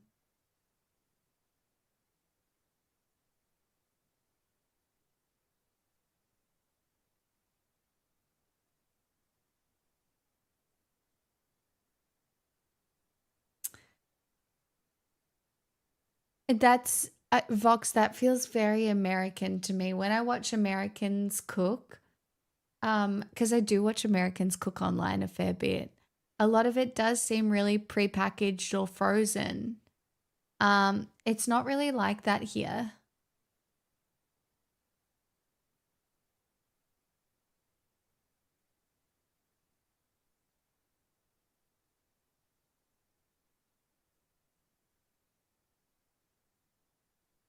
Dirty Bird, I get that as well.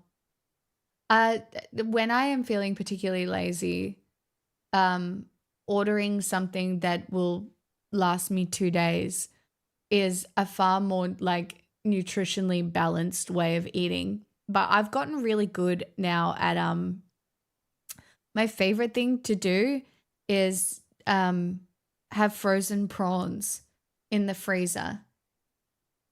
It's the easiest fucking protein to work with.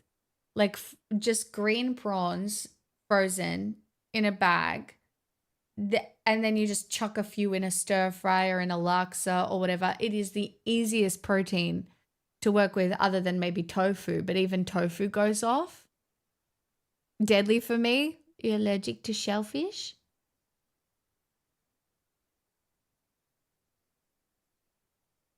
Yeah, green prawns, like uncooked prawns.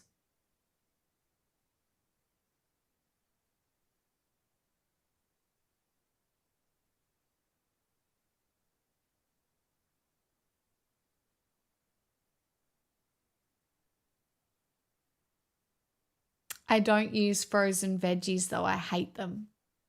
That's my other hot take. Hate it. Most of the veggies I use are fresh, and the veggies that I use are bok choy, capsicum, onion, carrot, and I have peas in the freezer.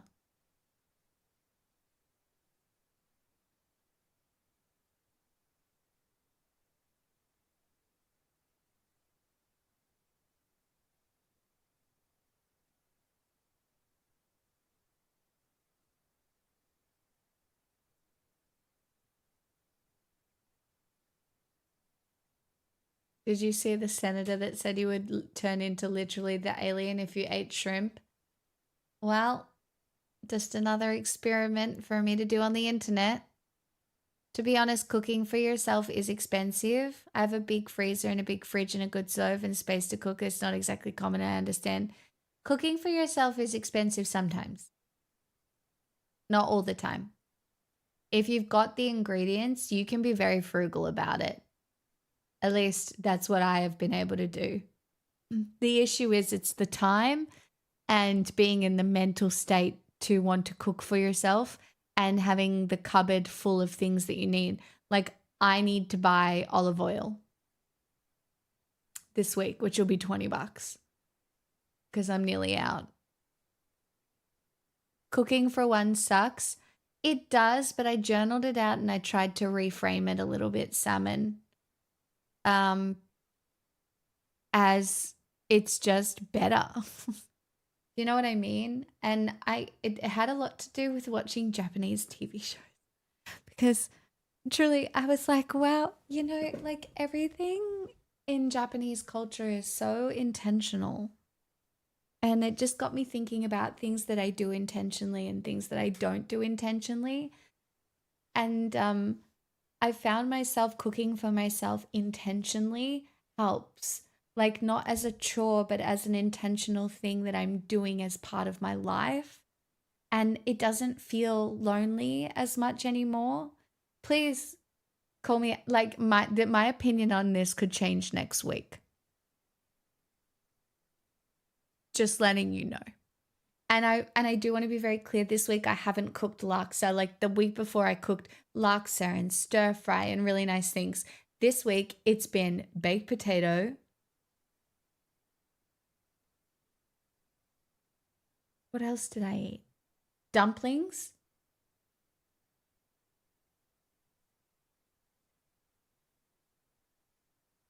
Like, what I've cooked for myself has been very basic. Very, very basic. But I've also been so fucking tired. So.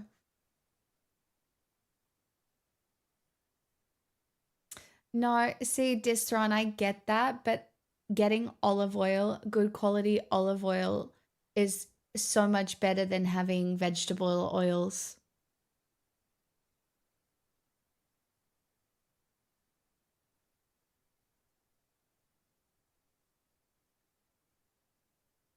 I think baked potatoes are healthy.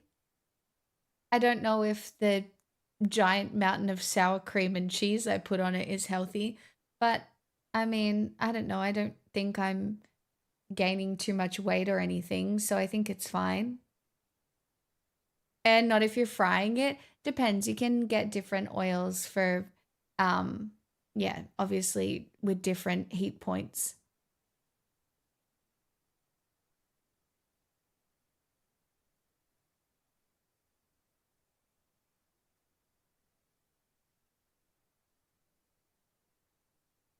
I definitely don't like food prep like that, cunt.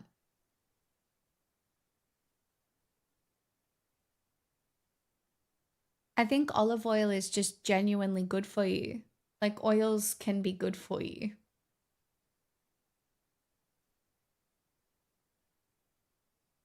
I do intend to load this one full of cheese and sour cream because the sour cream's going to go off, right? Because I just buy the little lactose-free one that's like this big. So I'm going to use the rest of it tonight. It's going to be great.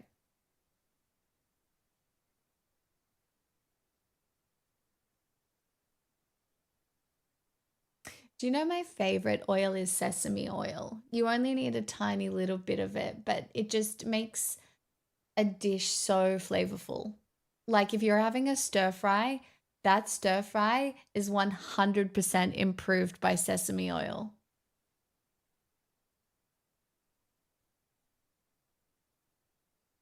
Yeah, it's just completely agree.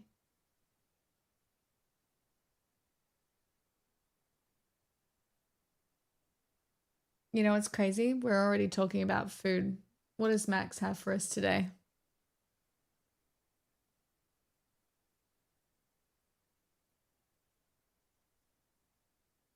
We've been using olive oil for thousands of years and we're fine. It only took 200 years of industrialized capitalists to replace my bowls with Kinder Surprise toys and other assorted plastic. Stop. Chat, Austria's inbred emperor who demanded dumplings. Fucking let's go. The Habsburg monarchy is one of the greatest dynasties the world has ever known, ruling over much of Europe for around 400 years. Unfortunately, due to generations of inbreeding, some of the rulers that they produced weren't exactly up to the job. Like the Austrian Emperor Ferdinand I, whose only real claim to fame was his love of dumplings. Like these Marillenknödel, or apricot dumplings from 19th century Austria. So thank you to Babel for sponsoring this video, as we demand the dumplings of an emperor. This time on Tasting History.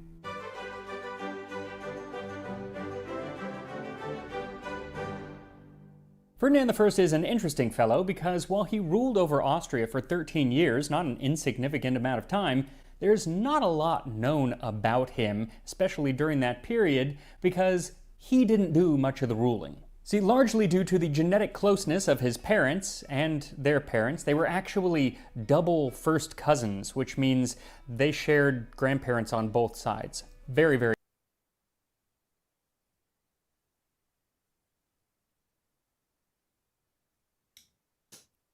It's crazy that we didn't know inbreeding was so bad.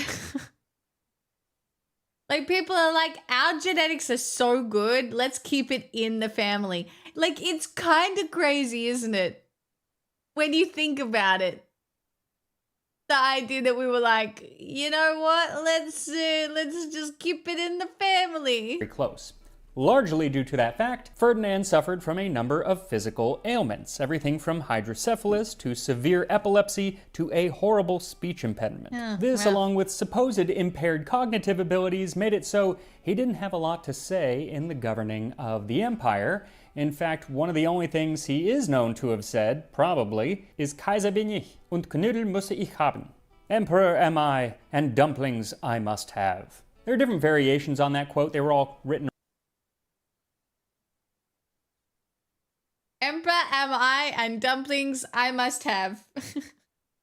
Streamer am I, and potatoes I must have. Streamer am I, and subscriptions I must have. Around the late 19th century, but they all amount to he was emperor and he wants his dumplings. Unfortunately, they never say what kind of dumplings, so I looked at a cookbook that was written just a few years after he left the throne. It's an Austrian cookbook called Süddeutsche Küche by Katharina Prato. And there are a number of dumpling options, including one. How does he pronounce all these words so well? Truly, he's so talented. If I tried to pronounce any of this, I'd be in the fucking bin. That is made with apricots or plums. And for those, she gives options to make the dough out of just butter and flour. One is a strudel dough, another uses potato, and then one uses quark, which is a type of cheese. Quark. And that's the one I will be making Quark? With the quark cheese? today. Now, it's kind of confusing because each recipe references the other recipes, so I kind of have to mash them down, but essentially what it says is apricot and plum dumplings with quark dough. You mix 4 deciliters flour and 20 decagrams quark and 3 yolks to make a soft dough. roll out fairly thick, cut into large pieces enough to wrap a plum or apricot. Then seal them well. Boil the dumplings in salted water. Lift them out carefully with a spoon so they don't stick to the bottom, then transfer with a slotted spoon into... Chat. You know, I remember my mom making golden syrup dumplings. I didn't know that they were like a poverty dessert, which we weren't poor. But I do remember my mom making golden syrup dumplings. I'm not sure if this is like a very Australian thing or not. I don't know if it's... I don't know. I don't know if other people know what it is. But I do have a memory of my mum cooking golden syrup dumplings on the stove. Hot butter in a dish. Let them brown on one side. In the butter, you can first brown some sugar and breadcrumbs. Coat with sugar, cinnamon, and brown breadcrumbs. I have to admit I am still having trouble reading this font. It's called Fraktur, but I am getting better. And once I do figure out exactly what the word is trying to spell out, my translating it is also getting better as I continue to learn German through today's sponsor, Babbel. Babbel is one of the top language learning apps in the world, and all of the lessons are created by real, actual language teachers. I also love it because most of the lessons are about 15 minutes, so you can do 1 or 2 each day just whenever you have time, and it really adds up. And there's so many great reasons to learn a new language. One can just be to better your mind. Or if you want to learn how to speak to a family member who doesn't speak your language. I'm learning it because I like to travel, and I am going back to Austria in October, so I plan on using some German. Like when I go to one of the pastry shops, I can ask, "Kann ich die Rechnung haben?" And when they bring me the check, I can let out an audible gasp as I see the total of the bill that reflects all of the dumplings that I do plan to eat. Wirklich? I wish I could learn all the languages. Do you guys remember when I learned Swedish? I've forgotten it all. You just proposed marriage in German? That's so sexy of me. So if you want to start speaking a new language in as little as 3 weeks, then just click my link in the description or scan... I'm sold. Honestly, I'm sold. It's a full-blown house deposit, so... Spyro Simon. Thank you for the 3 months. Is that because I just proposed marriage to the chat? Welcome, how you doing? Scan this QR code and you can get up to 55% off of your Babbel subscription. That is 55% off of your Babbel subscription when you use my... Or you ordered the ham, it's so close. Who knows? My link in the description. Now, I am not going to wait until I get to Austria to have some dumplings, so I better start making them right now. So, for this recipe, what you will need is 8 to 10 apricots, 1 2/3 cup or 200 grams of flour. Chat, you know what? I love an apricot. When's stone fruit season? It's coming up, right? I love an apricot. But I call it an apricot. I've never called it an apricot. I call it an apricot. An apricot? An apricot. An apricot? The word has lost all meaning. Apricot. Apricot. Apricot. Apricot. Apricot. Flour and 3/4 cup or 200 grams of quark or ricotta. Oh, they're both cheese. They are... Oh, it's like ricotta. Quack. Sorry. It's ricotta or riquaca. Not exactly the same, but finding quark in the United States can be rather difficult. I'm not exactly sure why. Ricotta makes a fine substitute. Then 3 egg yolks, 6 tablespoons or 85 grams of butter, 1/4 cup or 50 grams of sugar, 1/2 cup or 65 grams of breadcrumbs, 3/4 teaspoon of cinnamon, plus if you want some additional sugar cubes that you can use to stuff the apricots. This is not part of the 19th century recipe, but it is traditional to do in Austria and has been for a long time. So if you want to remove the pit and add those, you can. Otherwise, you still need to start by removing the pit. And you do this by sticking a chopstick or the end of a butter knife or something like that and just pushing it right through. Then you can stuff it with those sugar cubes, or not if you don't want to. Then prepare your dough by adding the 200 grams of flour and the 200 grams of quark or ricotta to a bowl and start to mix them together. Also, let me tell you how frustrating it was that she calls in the recipe for 4 deciliters flour and 20 decagrams of quark. who measures flour in tenths of a liter, first of all, Me from now on. and second of all, when you weigh them both out, they're the same weight. So it would have just been so much easier to do both in grams or decagrams, I don't know. Anyway, it is what it is. So once the cheese and flour are mixed, add the egg yolks and Mixing cheese and flour together seems diabolical to me, but I guess it's a thing. That's crazy. mix those in until you have a sticky dough. Then the recipe says to roll the dough out. Now, honestly, you could probably just take the dough, kind of pat it in your hand, and wrap it around the apricot. It's going to end up being pretty much the same thing, but I am a stickler for following the instructions of old recipes, so I am going to, except for the sugar cube, which I added to several of them, but disregard that, I am going to try to roll this dough out. Frankly, it was way too sticky at first, so I did chill it for a half an hour to firm it up, and then I was able to roll it out, but even then only between 2 sheets of parchment. Wow. Then cut out some rounds of dough and wrap those around each of the apricots. What do This you mean essentially it's gives just you the around same the exact whole outcome as if you apricot? had just mashed some dough in your hand and wrapped it around the apricot. But as you can see by her measuring flour in deciliters, Ms. Prato enjoyed doing things the hard way. Once you've got all of your apricots wrapped up in dough, then you can boil some water, and she does say to add salt to it. She's not specific on how much. I added 1 tablespoon. Once the water is simmering, gently add your dumplings to the water, These and you're look going to let them fucked. simmer for 8 to 10 minutes, depending on how firm your apricots were. And every minute or so, move the dumplings around so they don't stick to the bottom. This is Eventually, they crazy. should actually start floating. Guys, I think I prefer Asian dumplings. As they simmer, you can go ahead and melt the butter in a pan and add the sugar and cinnamon. Let the sugar melt into the butter and then add the breadcrumbs and toss them into the butter and let them toast for several minutes until they're well browned and fragrant. I And depending mean, on the that looks breadcrumbs that you okay. use, they might soak up too much of the You don't like the British lumps? butter. You want some of the butter still in there, so you might need to add more butter, or if it's just tons of butter left, then add more breadcrumbs. Once the dumplings are done, you can take one out with a slotted spoon, let the water drip off, and then set it in the pan with the butter and breadcrumbs. Let it sit for just a few seconds to brown on the bottom, as she said, and then start to gently move it around, covering it with the breadcrumbs. Getting the crumbs to stick is kind of tricky. Okay, this is starting to look kind of yummy. It really just depends on the butter to breadcrumb ratio, but eventually they should build up a decent crust. And while you do that, make sure to like this video and hit the subscribe button. It really does help out the channel, and I can tell you a little bit. Chat, if you all haven't subscribed to Max already, I'm begging you. I am the most bottom feeder of this beautiful man's content, and you all have to subscribe and watch his videos in your own time and tell him how wonderful he is. Okay?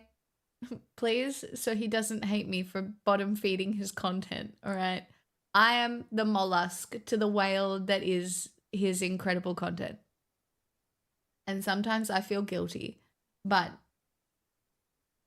he's also probably really rich, so, you know, and beautiful, you know, it's fine. More about Ferdinand I, Austria's dumpling-loving emperor. In the same way, all React content is bottom feeding.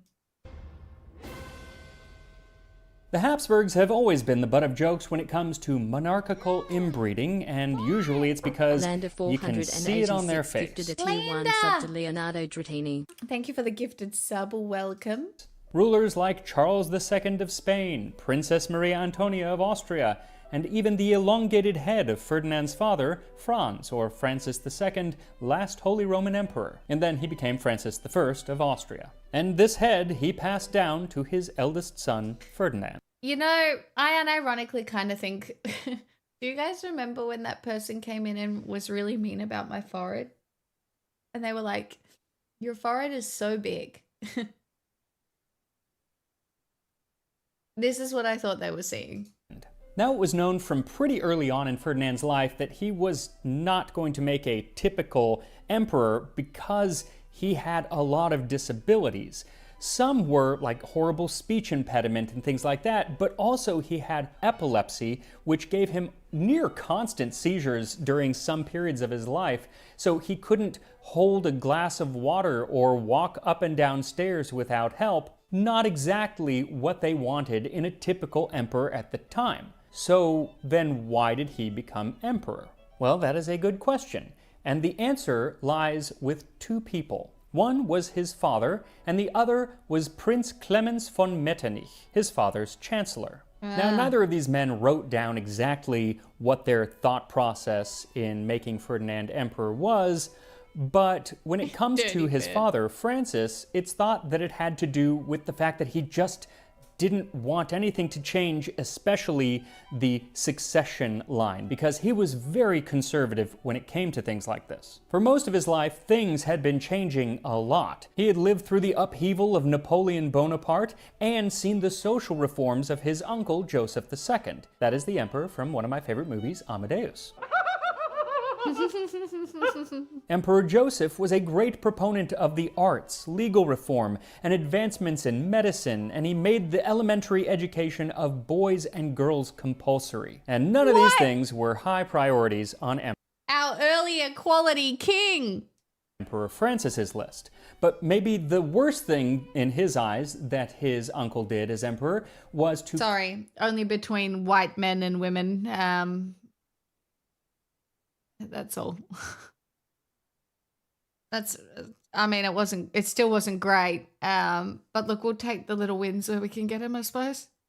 Curb the power of the Catholic Church in the empire and to promote religious tolerance. As for his chancellor Metternich, he was also very conservative in his views, and he also believed in the strict line of succession and upholding that. But more likely, the reason didn't have to do with succession as much as if Ferdinand was on the throne, then the real power in Austria would be Metternich. So, when Emperor Francis died in 1835, he ended up leaving his eldest son, Ferdinand, the instruction to basically change absolutely nothing and listen to Prince Metternich and his council, mostly made up of other far more capable family members. And this is why, even though Ferdinand was emperor for 13 years, he isn't really remembered for doing much in that time. Because he was a puppet. It was said that during meetings, while everyone else was talking about matters of state, he would sit there and count the carriages that went by the palace, and then at the end of the meeting, he would report on how many carriages went by. At that point, he could do the only thing that he really needed to do, and that was to sign all of the documents that the council had just discussed. Now, you hear stories... Hey, it's like what Trump does in the Oval Office.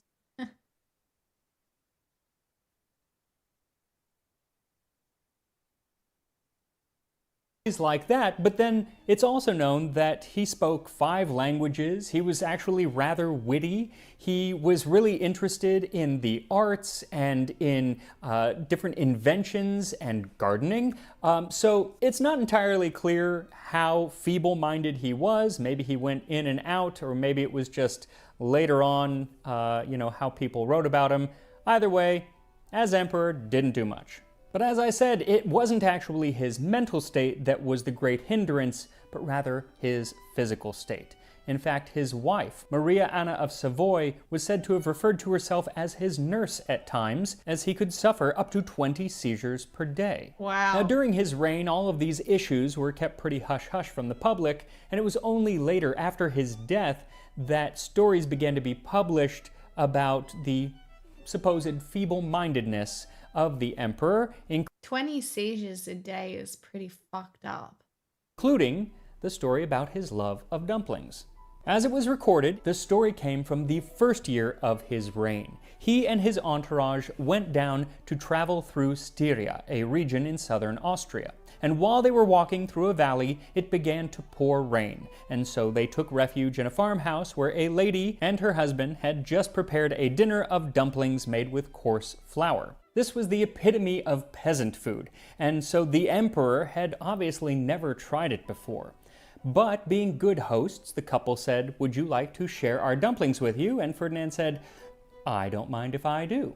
And according to one account that was published in 1875, the year of his death, to the great horror of the chamberlains and courtiers, Ferdinand helped himself very freely and made a heartier meal of the dumplings than they had ever seen him enjoy at a grand dinner at the Hofburg in Vienna.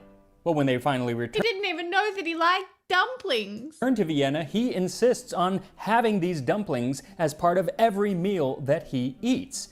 And the chef at the royal palace was flabbergasted, and he was, used to serving really fancy food. lesbian and hot so sauce. he was beside himself having to make these dumplings. And the court physicians were saying, "You're eating too many dumplings. This cannot be good for your health." But Ferdinand, who on other occasions never had shown a will of his own, remained this time firm as a rock and would not give up his fancy for dumplings. When the physicians positively declared that they could not allow His Majesty to dine off dumplings, he stamped with his foot and cried that he would not sign another It is giving autistic safe food. Isn't it? It is. And look, we can't diagnose people. We can't do that. We don't do that. But at this one, official document until he had got his dumplings for dinner. Kaiser bin ich, und Knödel musse ich haben. Emperor I am, and dumplings I will have. The reporter wrote this story down in the 1870s, and he said that by that time, in Vienna, the phrase had come into popular use amongst the people and would dumplings be were used his whenever chicken anybody nuggets. in Vienna I curtsy. insists with stubbornness on having a silly whim gratified. What a legacy to have as an emperor. 13 years on the throne, and you're known for... Do you know what mine is? And it's fucked up because it's so lame, and I feel so lame, but it is just tuna and rice. Like, what am I, a gym bro? Like, do you know what I mean? I just know it'll always be fine. Like, it's not very good. It's just tuna and rice, but it is just like... Do you know what I... It's not sushi and hot chocolate, Louis. Fuck off. Stubbornly loving dumplings, alas. Now, the only other real concrete story that we have of Ferdinand from this period comes from the very end of his reign. The year was 1848, which was one of the most important years in all of European history. It is the year that absolutely everything fell apart, and then... It's like 2025 for us, you guys.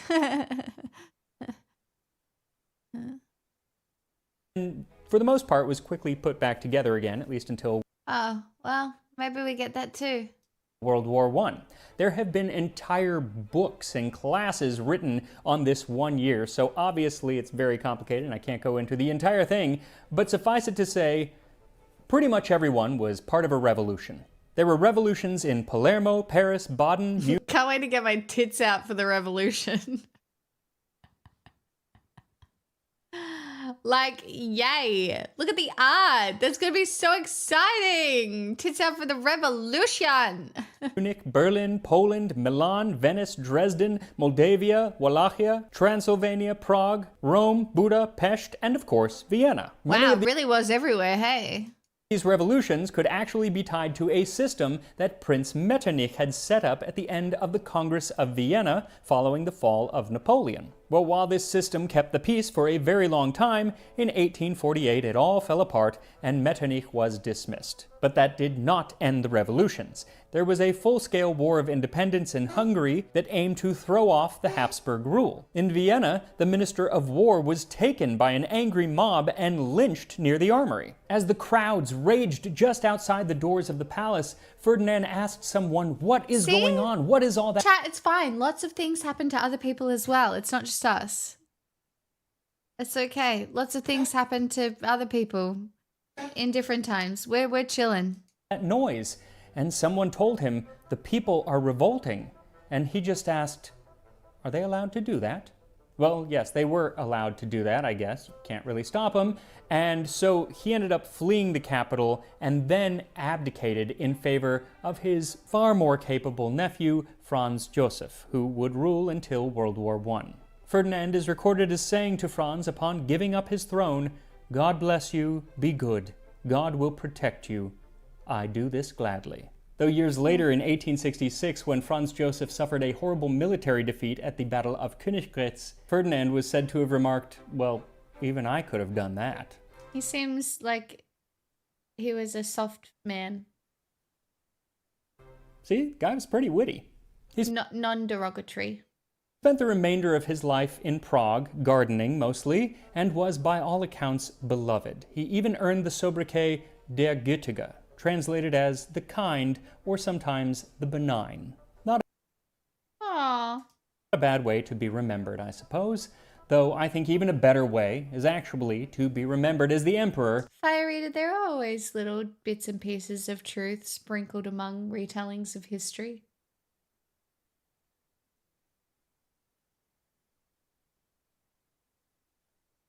Who absolutely loved his dumplings. Dumplings, like the ones that I'm Like, I think this dumpling story is almost definitely true. about to eat right now.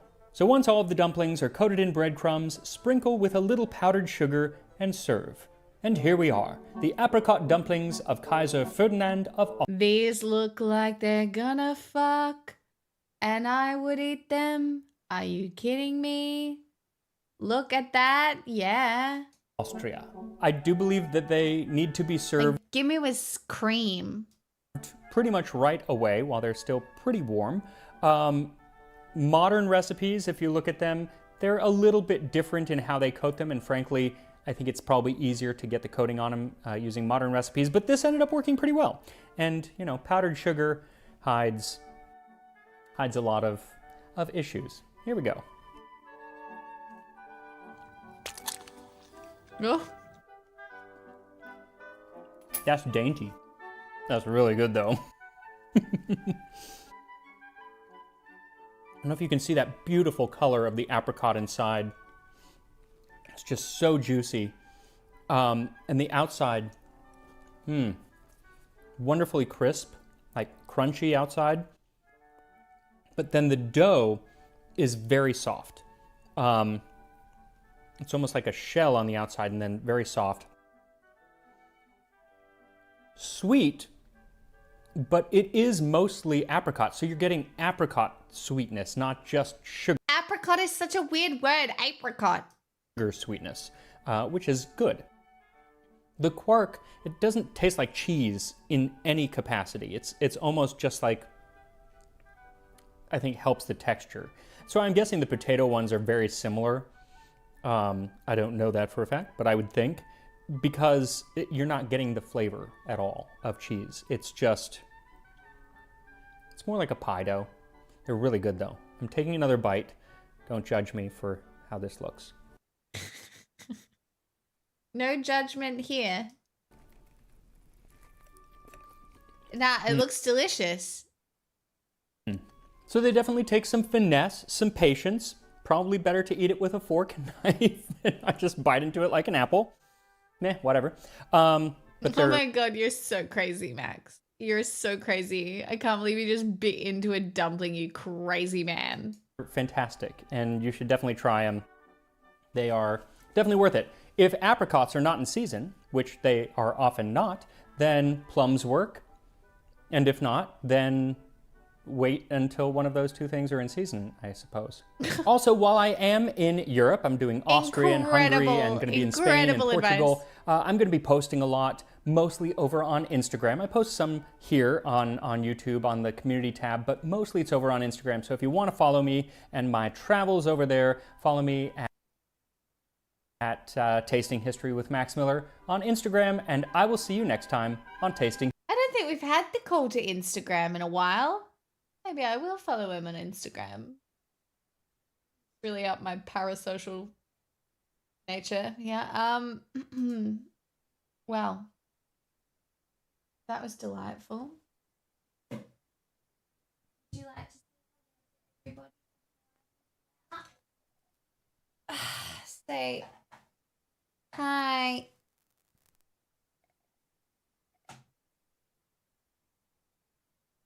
Say hi, everyone.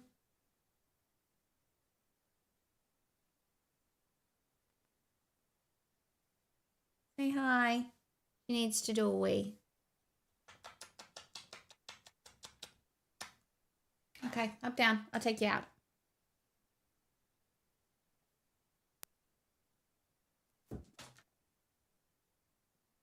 She been doing okay recently? Yeah, she's good. Her cough is her cough. Her cough is her cough. And obviously, like, you know, it's there. And I know it's never going anywhere. I don't even know what's the pivot emote, Louis.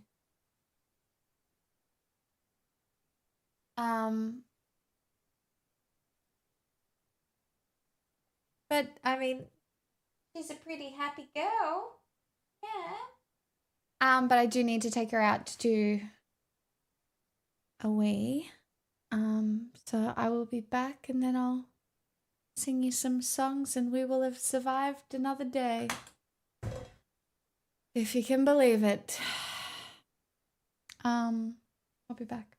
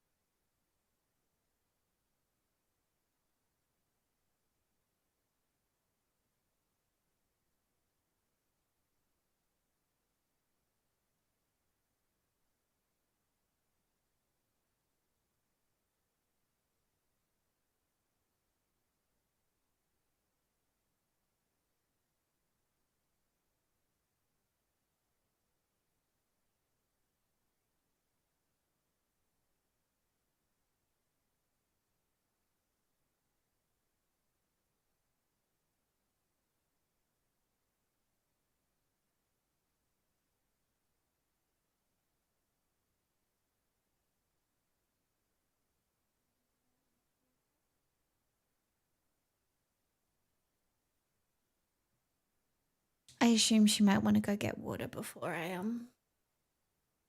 close the door.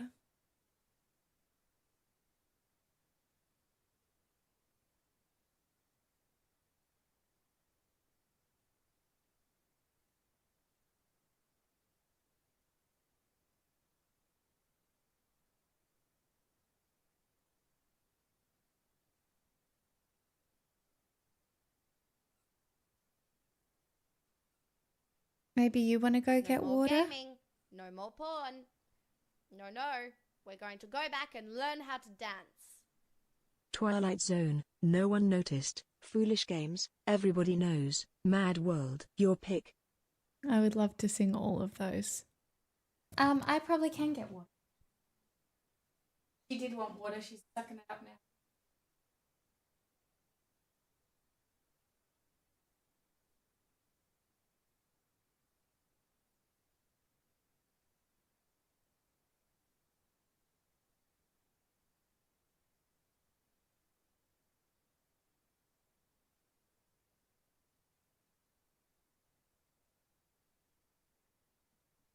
Chat, can somebody remind me to put my potatoes in the oven at like 9 o'clock? Because then I think I'll finish around like 10 tonight and then I'll be able to eat my dinner.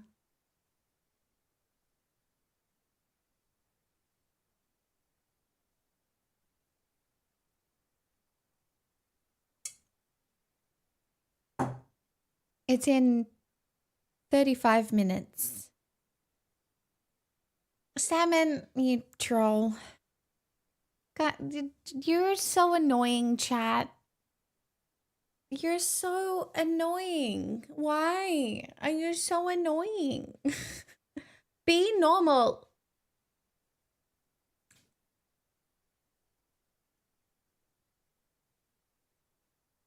We're very horrible people and proud of it.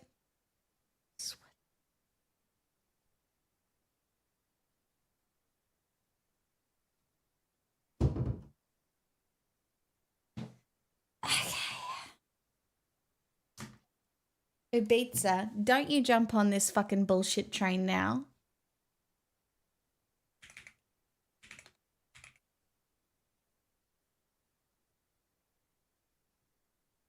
What do you mean you want to leave again?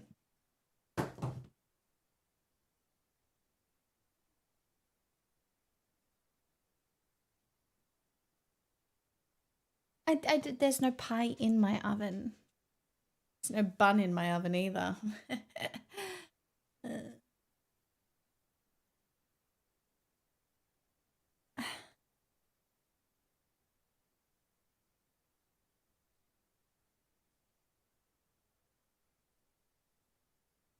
Oh, she's got a toy. She's got a squeaky toy. Good, that means you can eat more tinned fish. Great.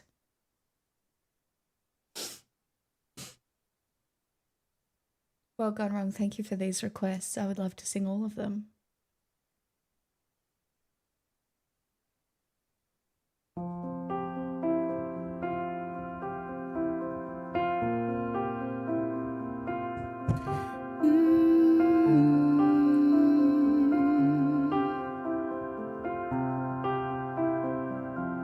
Did I dream the whole thing? Was I just a nightmare? Different dimension, stuck in the twilight zone. Is this a black and white scene? If so, then I'm in the grey one. Hope you win for best actor, 'cause I had you completely wrong. Does she know you're not who you say you are? 'Cause I might give her a call. Or was I just not me at all? And it's not like I'm still not over you. It's so strange, this I never do. Not that I miss you, I don't. Sometimes I just can't believe you happened. It's not like I never change a thing, 'cause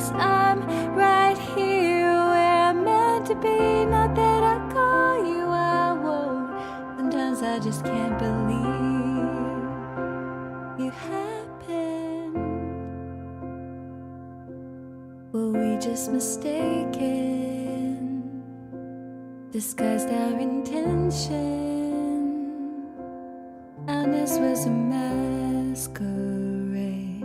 Why do I still protect you?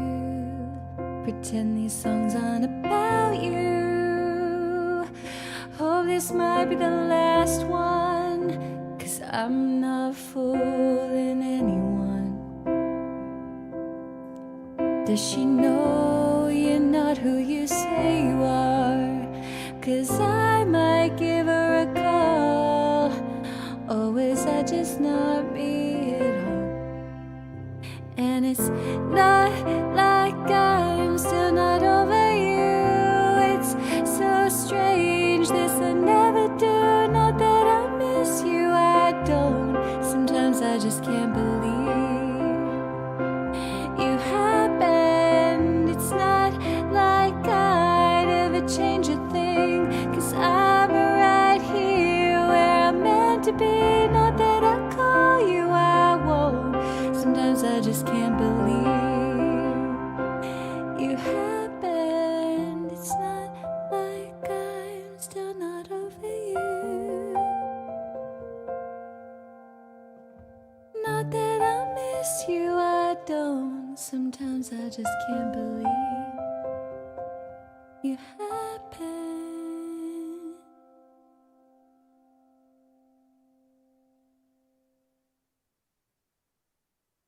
Not Pixel standing under the desk. I'm gonna shut the.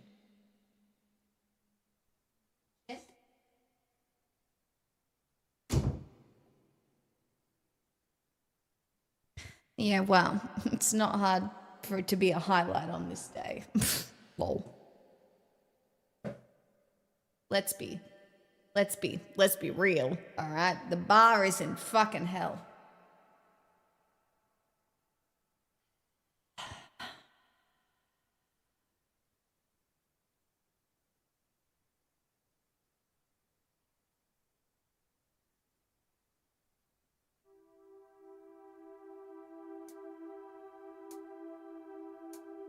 Maybe I lost my mind. No one noticed. No one noticed. It's getting old. I kinda like it if you call me all alone, 'cause I'm so over being lonely. May have lost, I need a virtual connection. I have lost it, be my video obsession.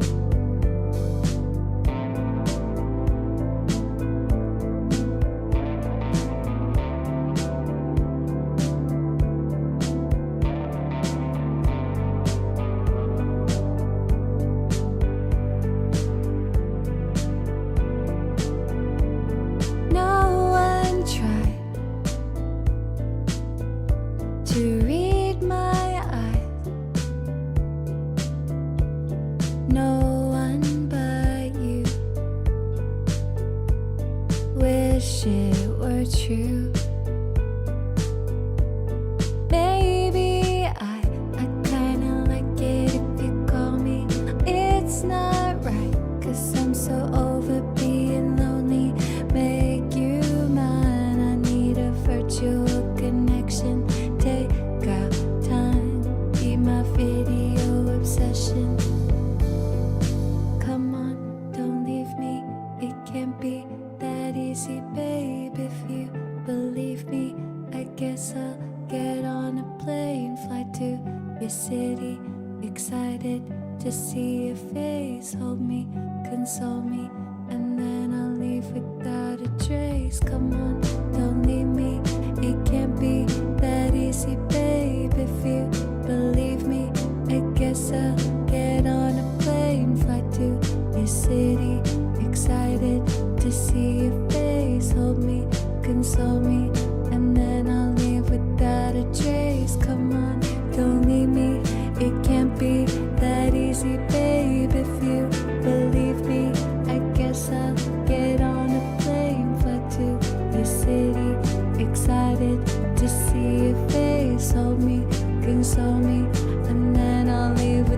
without a trace. Come on, don't leave me. It can't be that easy, babe. If you believe me, I guess I'll get on a plane, fly to your city, excited to see your face. Hold me, console me, and then I'll leave without a trace.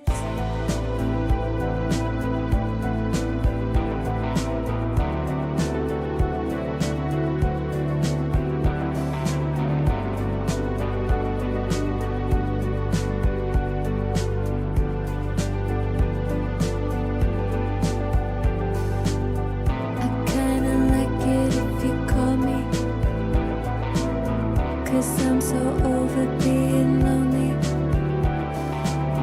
I need a virtual connection.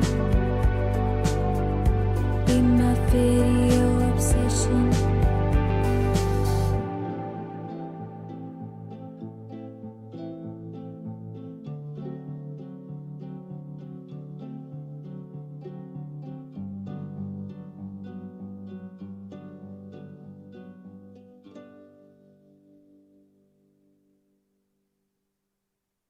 Thanks, what gone wrong?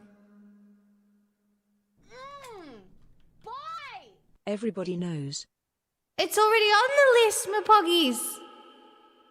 I assume it's my poggies because it's $11.84.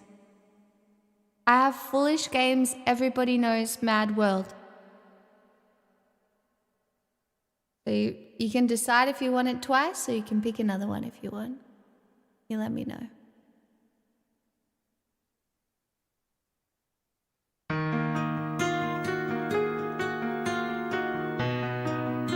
Bye, Baker.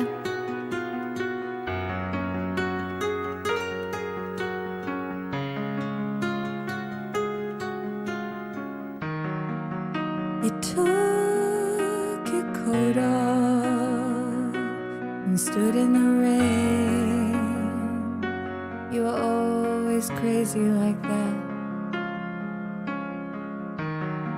And I watched from my window, always felt I was outside, looking in on you.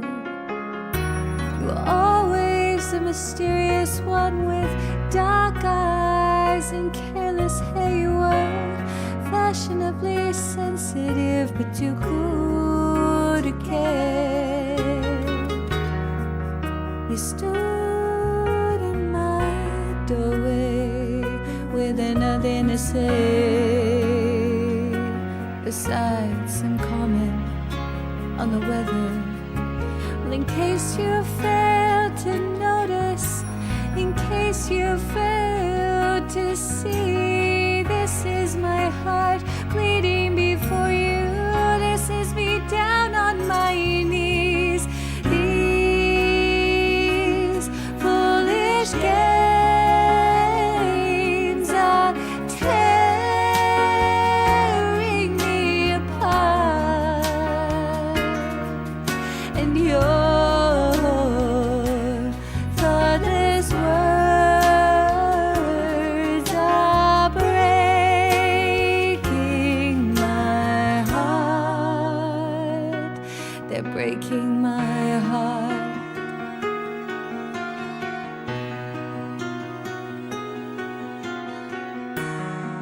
You're always brilliant in the morning, smoking your cigarettes and talking of a coffee. Your philosophy's on art baroque mood. You love Mozart, and you speak of your loved ones as I clumsily strum my guitar.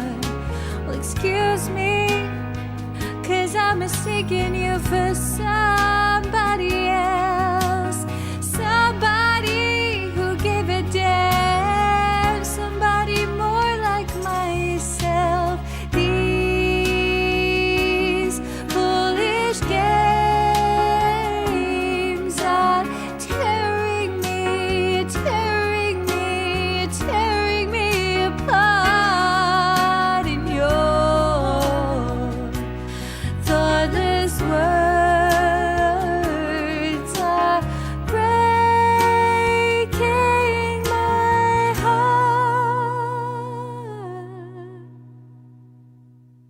You're breaking my heart.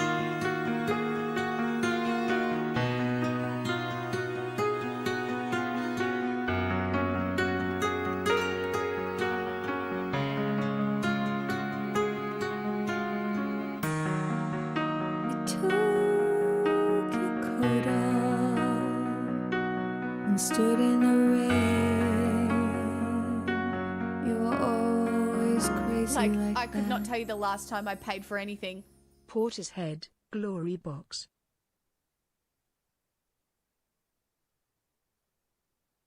Well, fucking shit balls, salmon. As good as if it here. Wow, that's crazy. Thank you. And if it's as good as your last one, I can't believe people are paying full price. That's so nice. Thank you. I'm sure that one requester would accept Witchcraft instead. That's so crazy. The one requester who was clearly not Vox. We're up to Everybody Knows, then Mad World.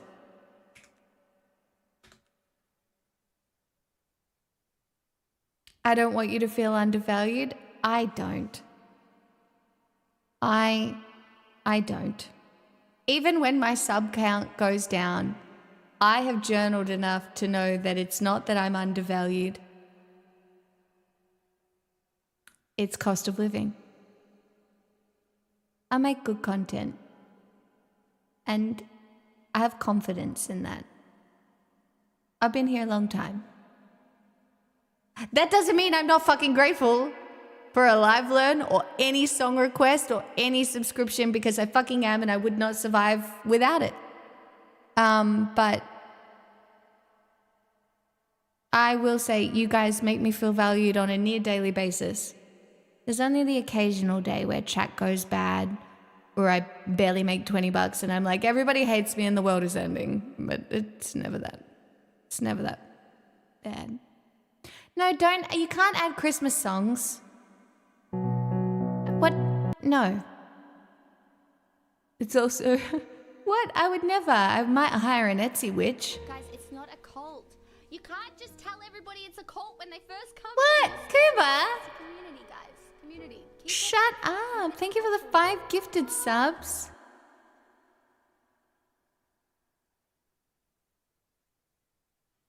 Tithe. I'll take it. Thank you. I'll keep the Etsy witches off you. It's alright. A protection spell for all of you.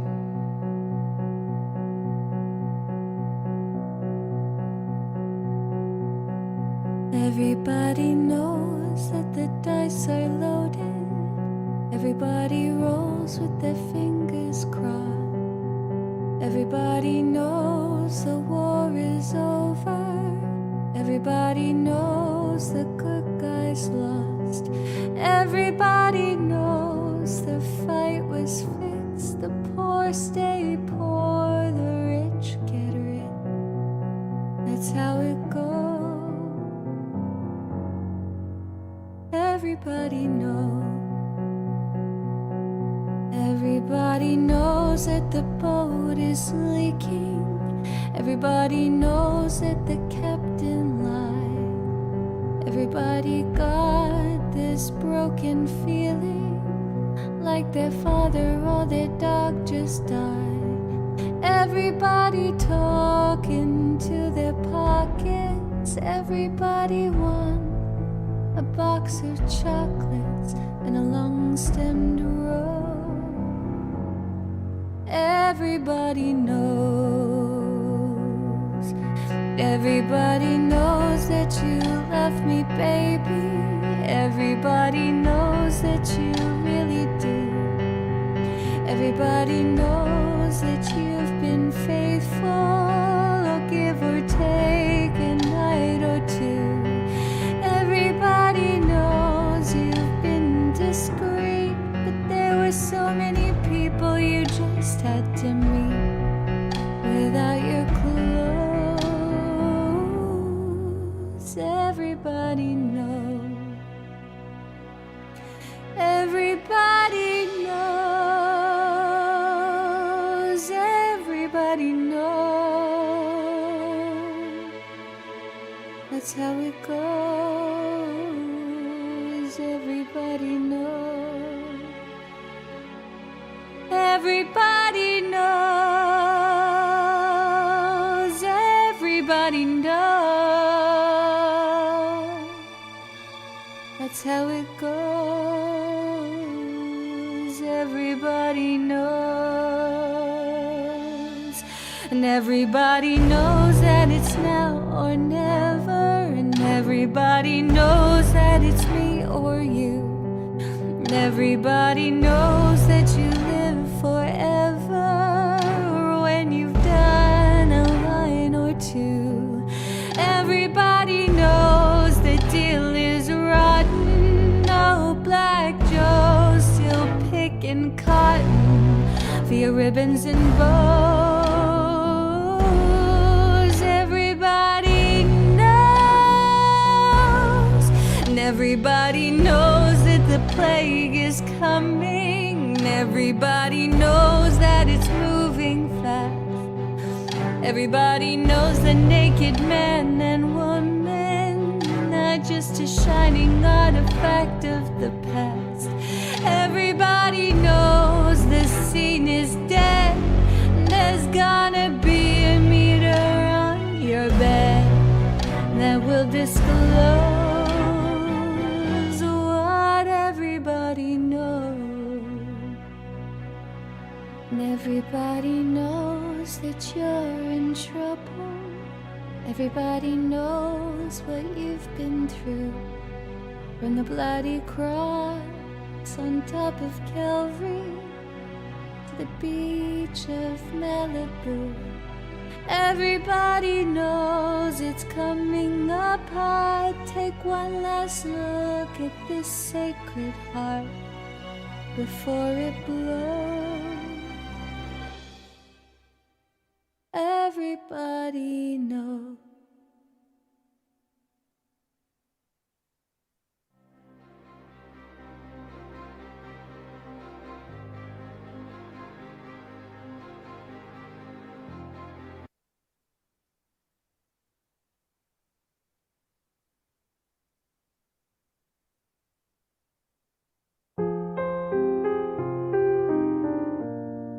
This is a full-blown house deposit, so Still not here. Obviously. All around me are familiar faces, worn out places, worn out faces, bright and early for their daily races, going nowhere, going nowhere. Their tears are filling up their glasses, no expression, no expression. Hide my head, I wanna drown my sorrow. No tomorrow, no tomorrow. And I find it kinda funny, I find it kinda sad.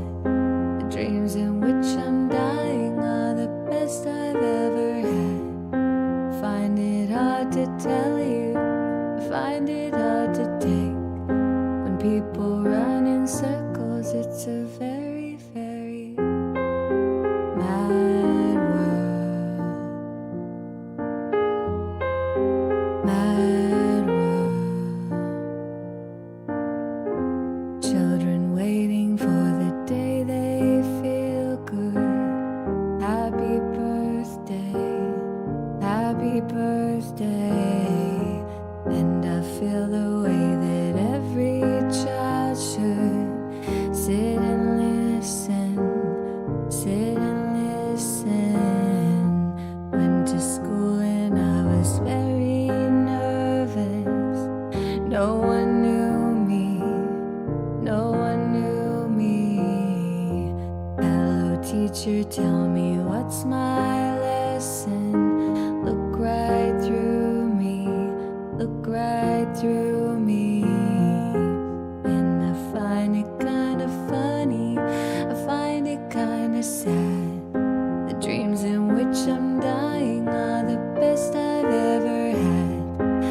find it hard to tell you, I find it hard to take. When people run in circles, it's a very, very mad world. Mad world. Enlarging your world. Mad world.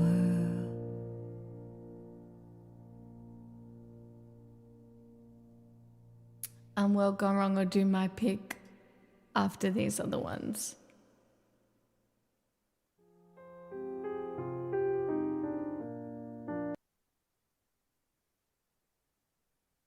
Well, look, thank you for the 57 months of subscribing while not being here. Well, it wasn't 57 months of subscribing with it. You know what I mean?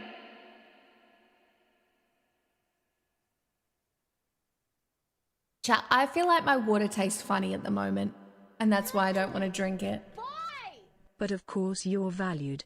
When I consider my time with Twitch, it's you who comes up easily as someone who has brought so many meaningful moments and experiences. Seeing you're online is a celebrated point in my days. Oh, that's so nice, Linda. Thank you for saying.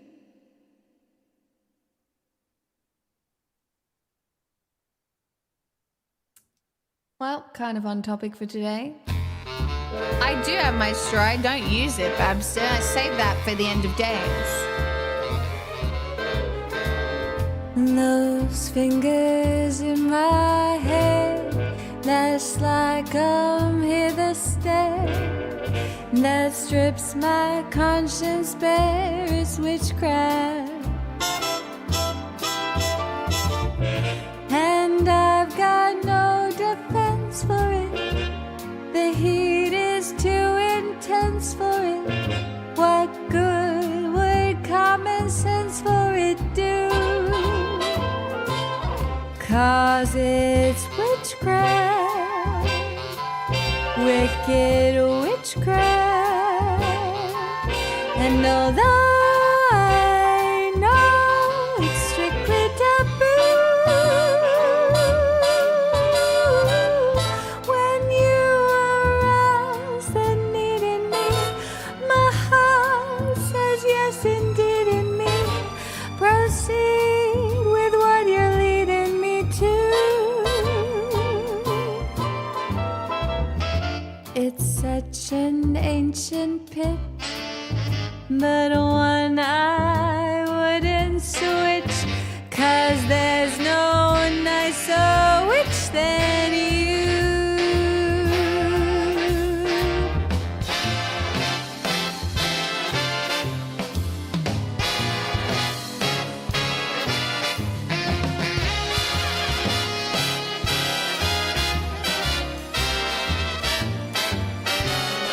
Cause it's witchcraft, that crazy witchcraft.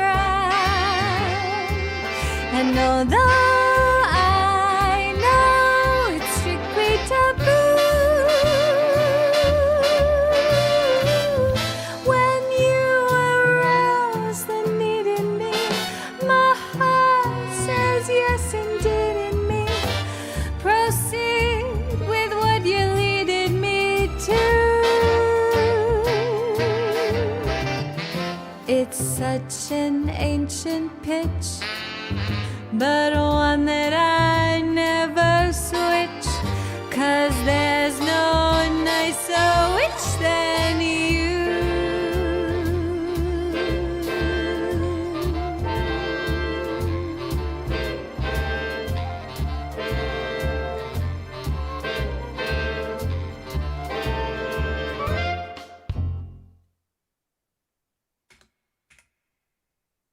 Chat, we're learning a new song now. Thank you for the roses, everybody.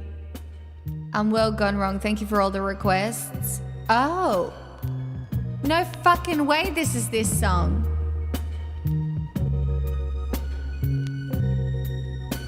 Where do I know this from? I'm so tired.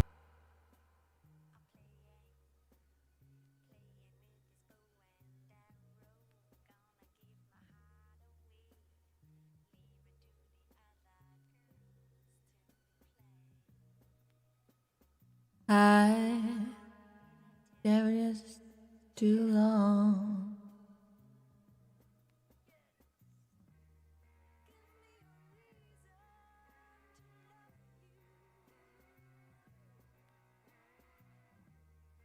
Give me a reason to be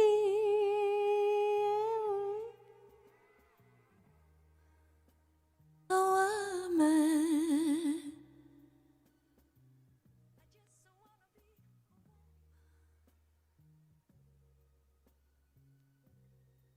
I don't know this. I know it. And Jane and Mitchell.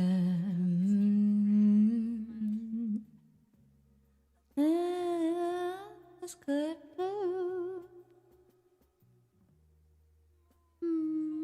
And give us some rude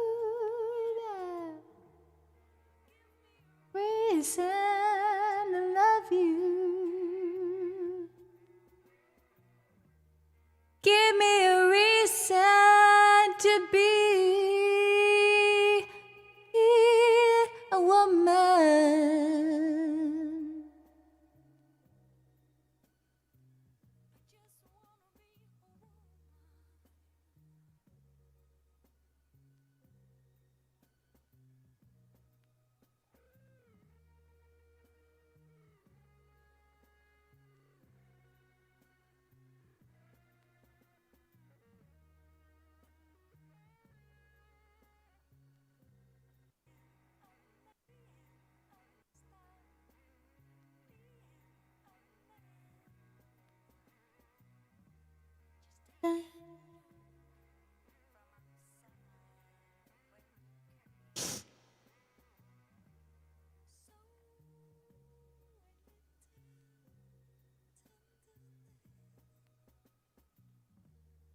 I think I can have a little play with this. Let's just see what happens.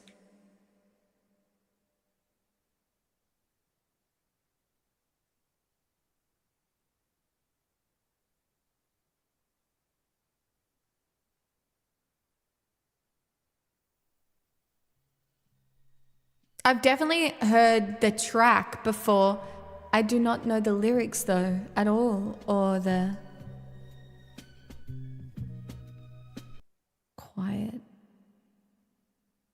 That's gonna be annoying, I think. Hold on.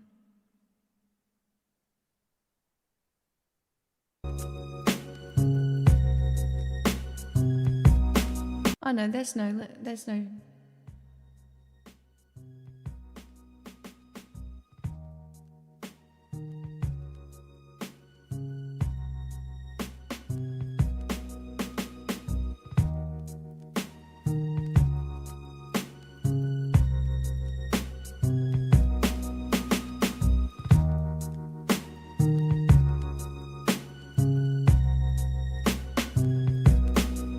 I'm so tired of playing with this bow and arrow.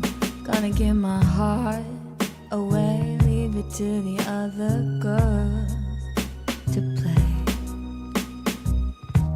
For I've been a temptress too long. Just give me a reason to love you. Give me a reason to be a woman.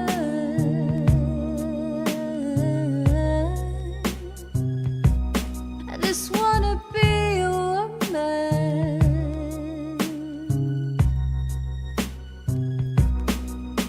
From this time unchained, we're all looking at a different picture. To this new frame of mine, 1,000 flowers could bloom. Move over and give us some room. Yeah, give me a reason to love you. Give me a reason to be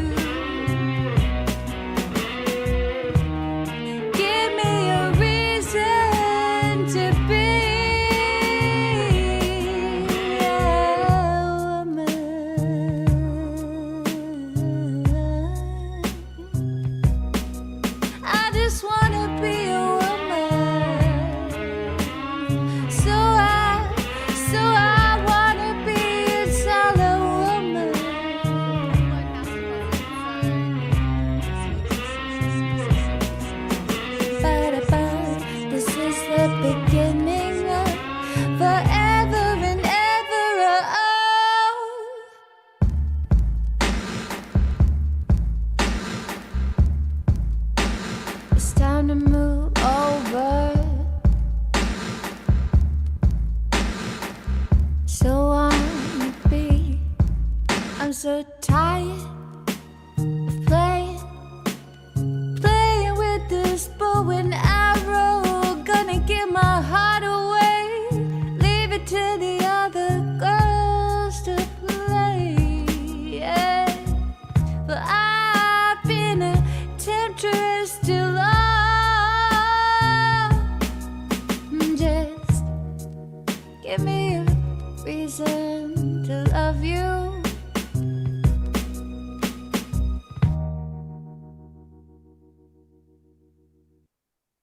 I know that wasn't exact, but I feel like it wasn't too bad for a first run. I gotta put Comrade, history is watching you right now. The potatoes are sitting there. history has raw, its unbaked, whispering eyes about your potential on betrayal. you. If they don't make it into the oven, dinner collapses, It does. morale plummets, You're so and right. the collective faith in you as a leader crumbles like day-old bread. We need the golden crunch, the starchy backbone, the revolution's main dish. Otherwise, we're left with only one grim and decadent Not the path. potato Stroganoff in manifesto. bed. The problem is, chat, I have dirty potatoes. I have to scrub them. It won't take me very long, but I do have to scrub them and cover them in oil. It won't take me very long. I'll be right back.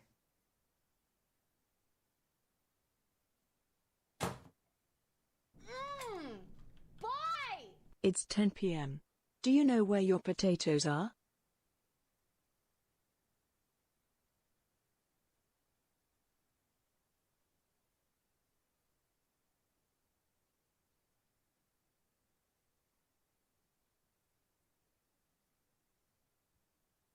I'm just going to show you. I'm involving you in my potato. See, look, they kind of match my pants.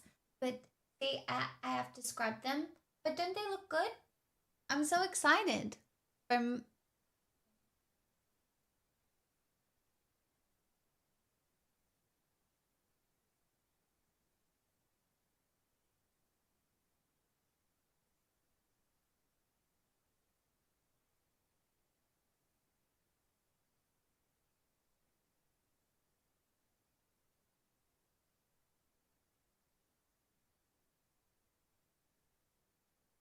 This is a full-blown house deposit, so... Nice. Smixel hay.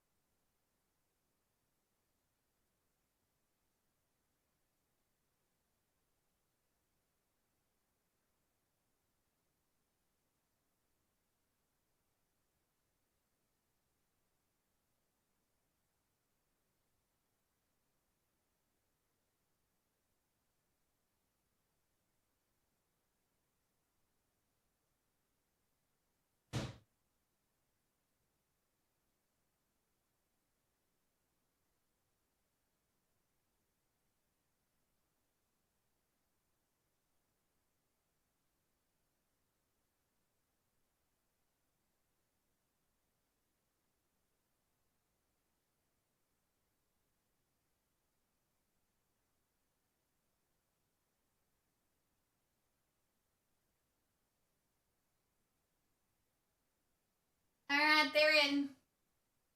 I think so. They're in. I scrubbed them, they're in. Ah, we did a hype train. Who did that? Adrian. Nice. Aw, thank you so much for the 69 months. It's 10 p.m. Do you know where your potatoes are? I sure do. They're in the oven. I scrubbed them with my little gay scrubber that my mum bought me. It's a little rainbow, what do you call it? It's a little rainbow fucking thing that scrubs. Tasty It's just, it looks like a shoe polishing thing. They have given 17. What did you just call me? Subs in Yeah, the it's a channel. brush. But you just like, you scrub it.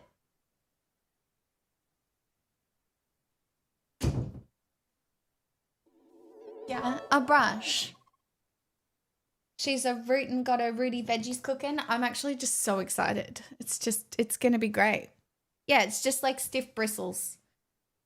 And then I literally don't even salt and pepper the potatoes. I just cover them in oil evenly with my hands.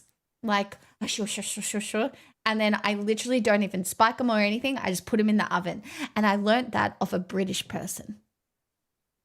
Because then the skins go crispy. Oh, wait. The other hello tonight, Creepy apologies, hello. you reckon? I know, I washed and dried my hands after, but they do feel kind of like moisturized, I suppose. Have to have the skins? Yeah, got to get that fiber, you know, who knows what's in the dirt? Probably extra vitamins. Which, you know, we love that.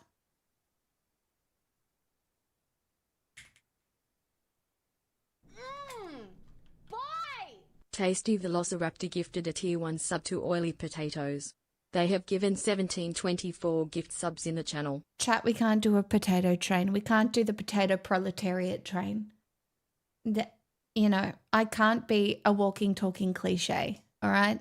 So I'm just going to sing the Stalker song and mute you. How do I mute you? How do I do that?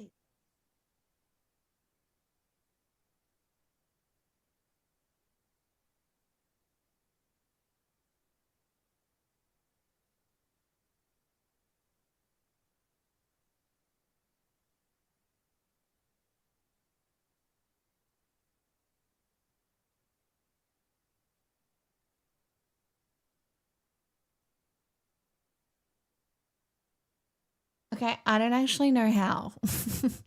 So, we're just gonna, nobody do anything. Strawman Meebro gifted a tier 1 sub to Spudtastic. They have given 628 gift subs in the channel. I don't know how to mute you anymore.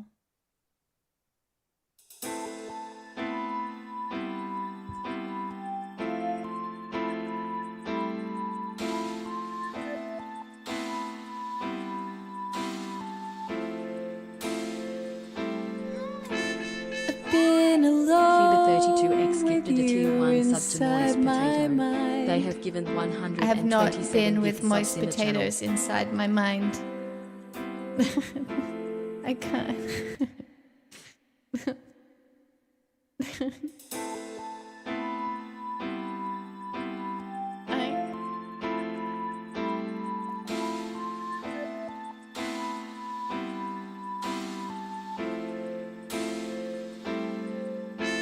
I've been alone with you inside my mind.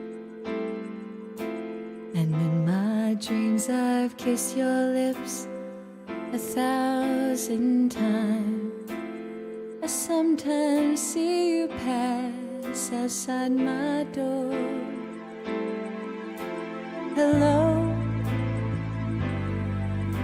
is it me you're looking for? I can see it in your eyes, I can see it in your smile. You're all I've ever wanted, and my arms are open wide, 'cause you know just what to say, and you know just what to do, and I wanna tell you so much I love you.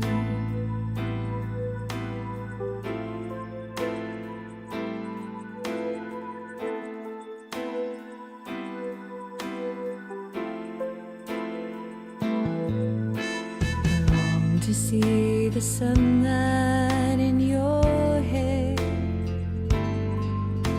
and tell you time and time again how much I care. Sometimes I feel my heart will overflow. Hello, I've just got to let you know, 'cause I wonder where you are, and I wonder what you do. Are you somewhere feeling lonely, or is someone loving you? Tell me how to win your heart, for I haven't got a clue. But let me start by saying I love you.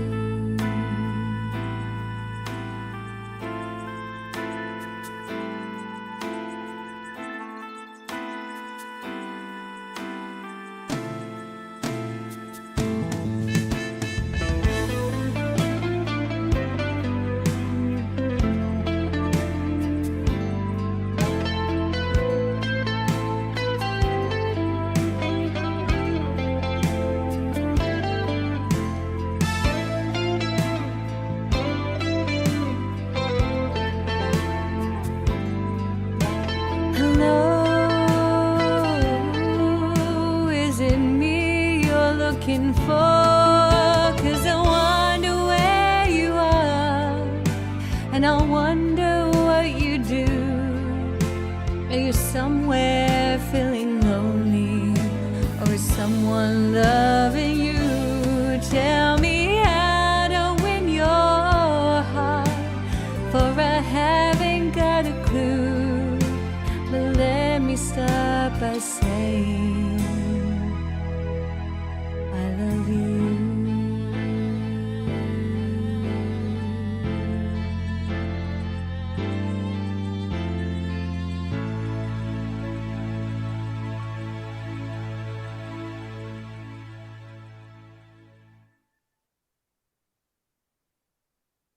Tasty, what a clip.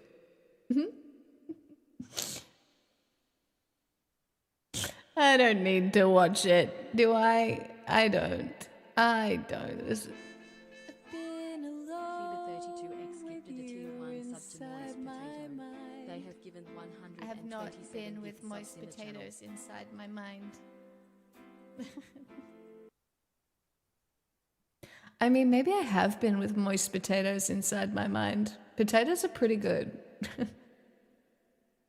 Do you know what I mean? Like, there is a solid chance I have dreamt of a carb. I do love a carb.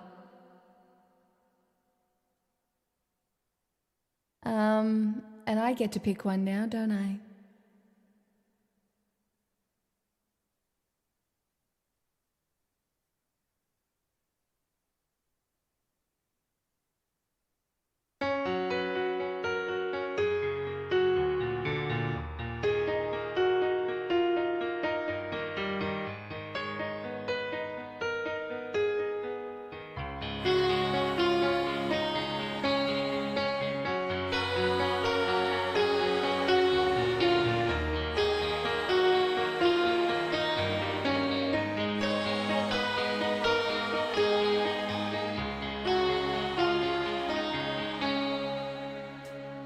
I don't want to talk about things we've gone through, though it's hurting me. Now it's history. I've played all my cards, and that's what you've done too. Nothing more to say, no more race to play. The winner takes it all, the loser standing small beside the victory. That's our destiny. I was in your arms, thinking I belonged there. I figured it made sense, building me a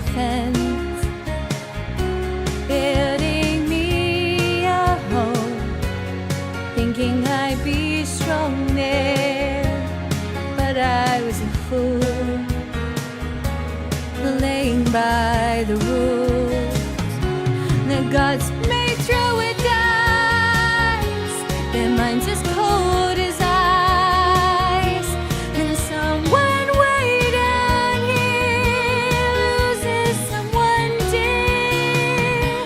No winner takes it all, no loser has to fall.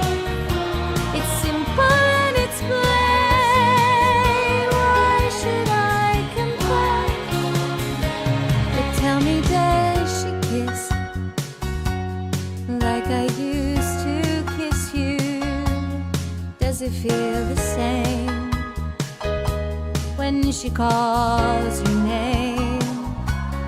Somewhere deep inside, you must know I miss you. But what can I say? Rules must be obeyed. The judges will decide. The likes of me abide. Spectators of the show, always staying low. The game is on again. A lover or a friend, a big thing or a small, the winner takes it all. I don't wanna talk if it makes you feel sad, and I understand. You've come to shake my hand. I apologize if it makes you feel bad, seeing me so tense. No self-confidence, but you see, the winner takes it all. The winner takes it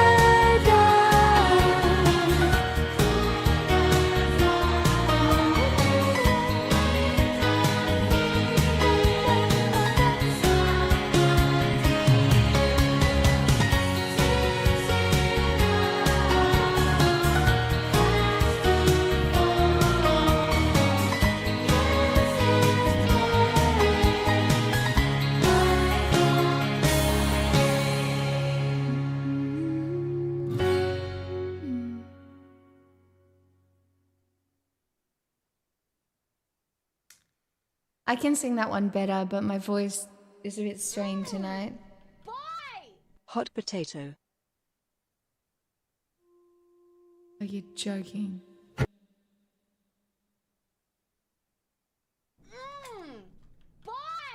Strawman Me Bro gifted a tier 1 sub to Boy It's Lemon Shane Sticker over, -2. you guys. They have given 629 gift subs in the channel. The meme is dead. The meme's dead. Fucking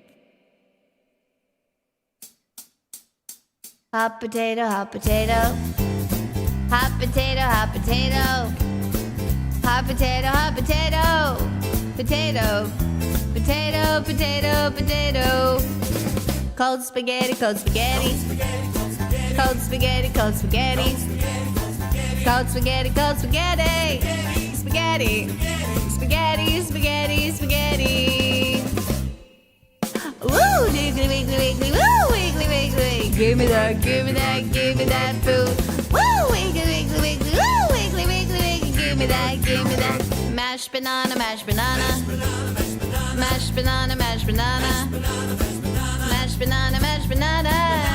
Banana. Banana, banana, banana. Woo! Wiggly, wiggly, wiggly, woo! Wiggly, wiggly. Give me that food. Woo! Wiggly, wiggly, wiggly, woo! Wiggly, wiggly, wiggly. Give me that. Hot potato, hot potato. Hot potato, hot potato. Hot potato, hot potato. Potato. Potato, potato, potato.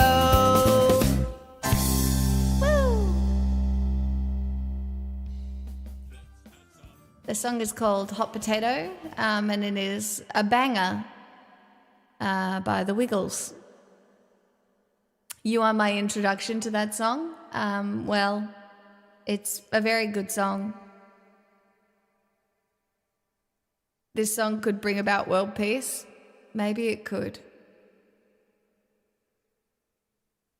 I bet they did, my poggies. No, great.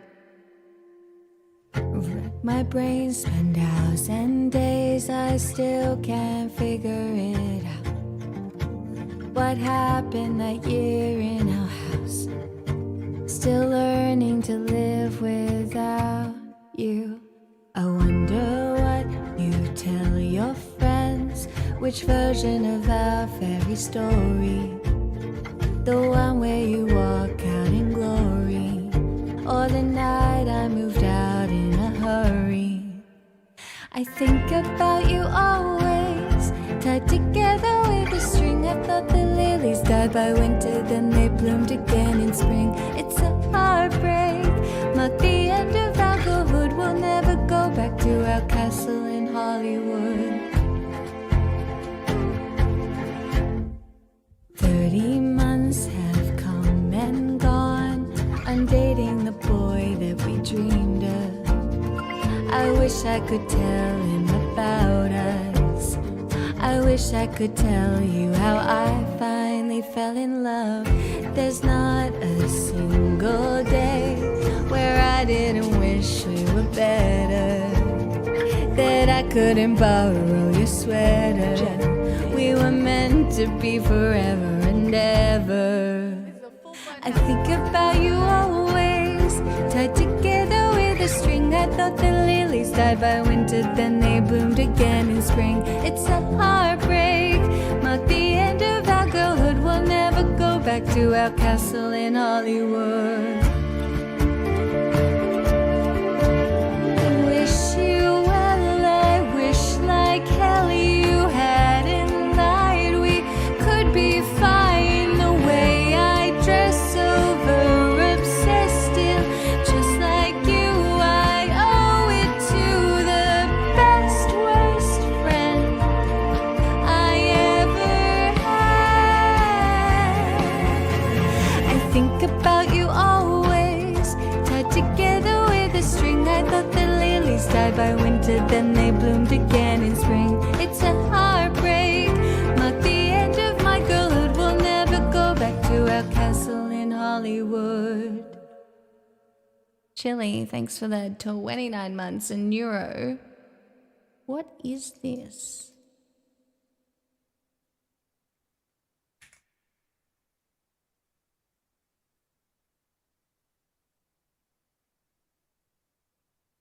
Do I know this?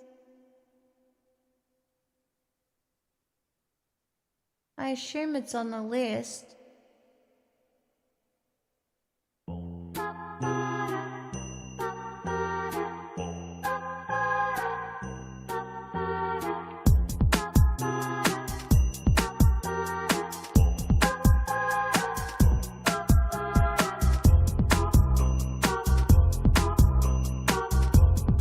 Don't know. Who made up all the rules? We follow them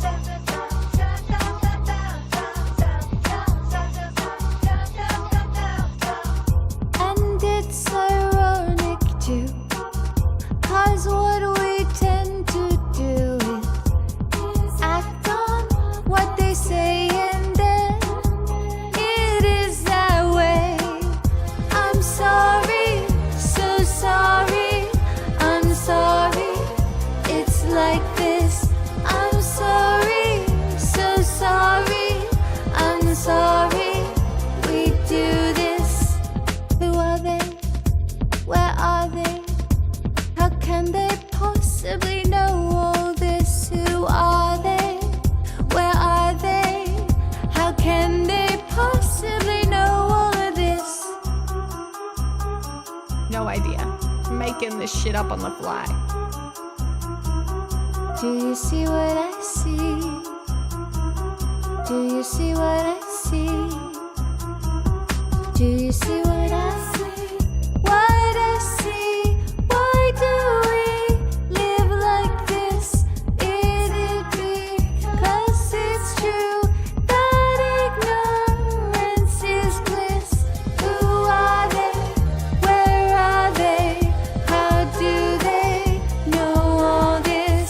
I'm sorry, so sorry. I'm sorry. It's like this. Do you see what I see? Why do we live like this?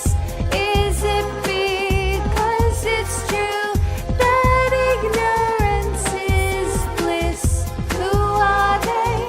Where are they? How can they know all this? I'm sorry, so sorry. I'm sorry. It's like this.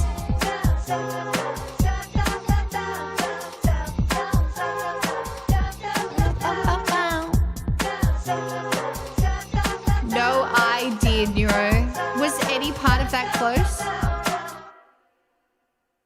Was any single part of that close? I'm gonna guess probably fucking not.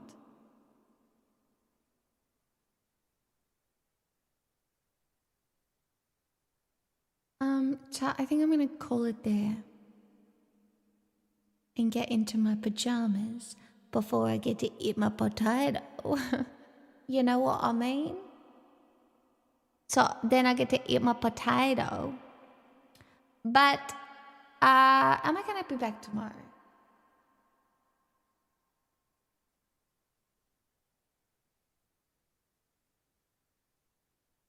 Thank you for being comforting on a horrible day. You're welcome.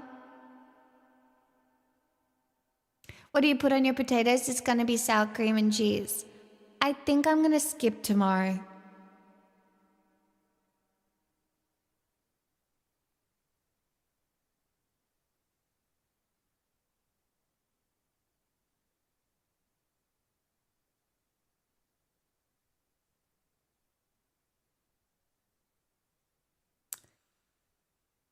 Yeah, I might skip tomorrow. And then obviously, is tomorrow Friday? It is, right?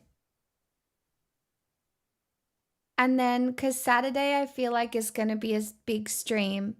And even though, like, part of me is kind of like, oh, just stream, I think I should not. Tomorrow is Foundation finale day. Oh, don't tell me that. I was really hoping this season would go forever. It's been so comforting. Oh my God, not the final episode. Oh no. That's a disaster. I don't want to.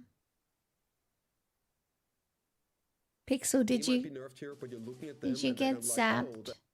Did you get zapped by some electric shock? I think she got zapped. See, Silo season 1 is waiting for you after that. True, I guess I could do that. That's probably a good new binge. Yeah, Saturday is going to be fun. Cheap live learns. I will update the Discord once more, and I'll post on Instagram when it happens. And chat, the funniest thing will be if we do unlock the squats during the singing stream, I may actually die. So that's one way I could definitely go, is by having to do 100 squats during an insane singing stream. So yeah. Cool.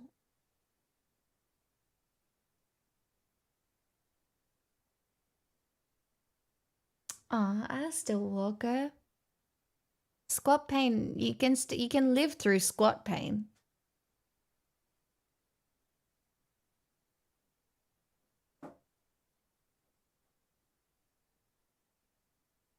I'm sorry, so sorry, sorry.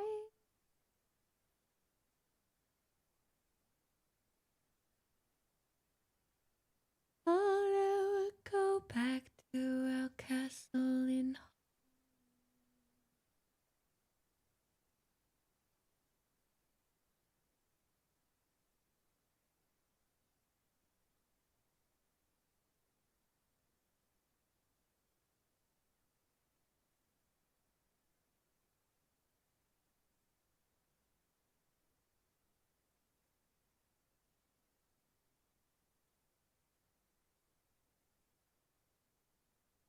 Did I miss your take on hunting wives?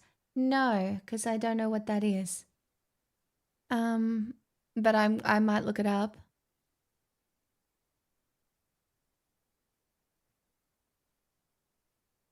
Oh my gosh, Pixel, you okay? My baby. Girl, get it out. That's so bad. What's going on? Do you have a good time or something? What's the go?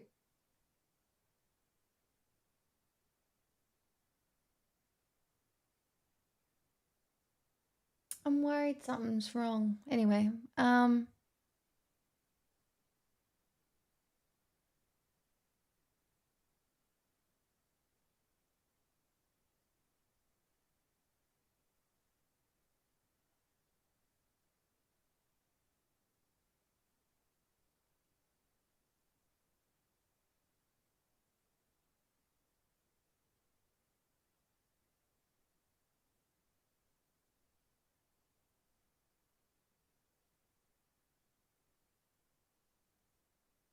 chat, I'm not gonna raid.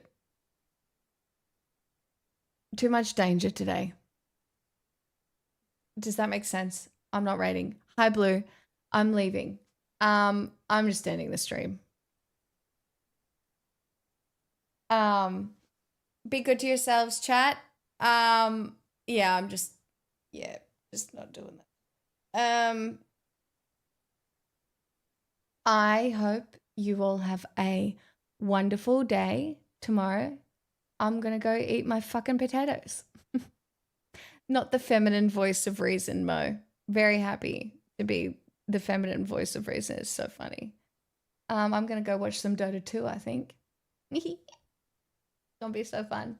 Okay, bye everyone. Be good to yourselves.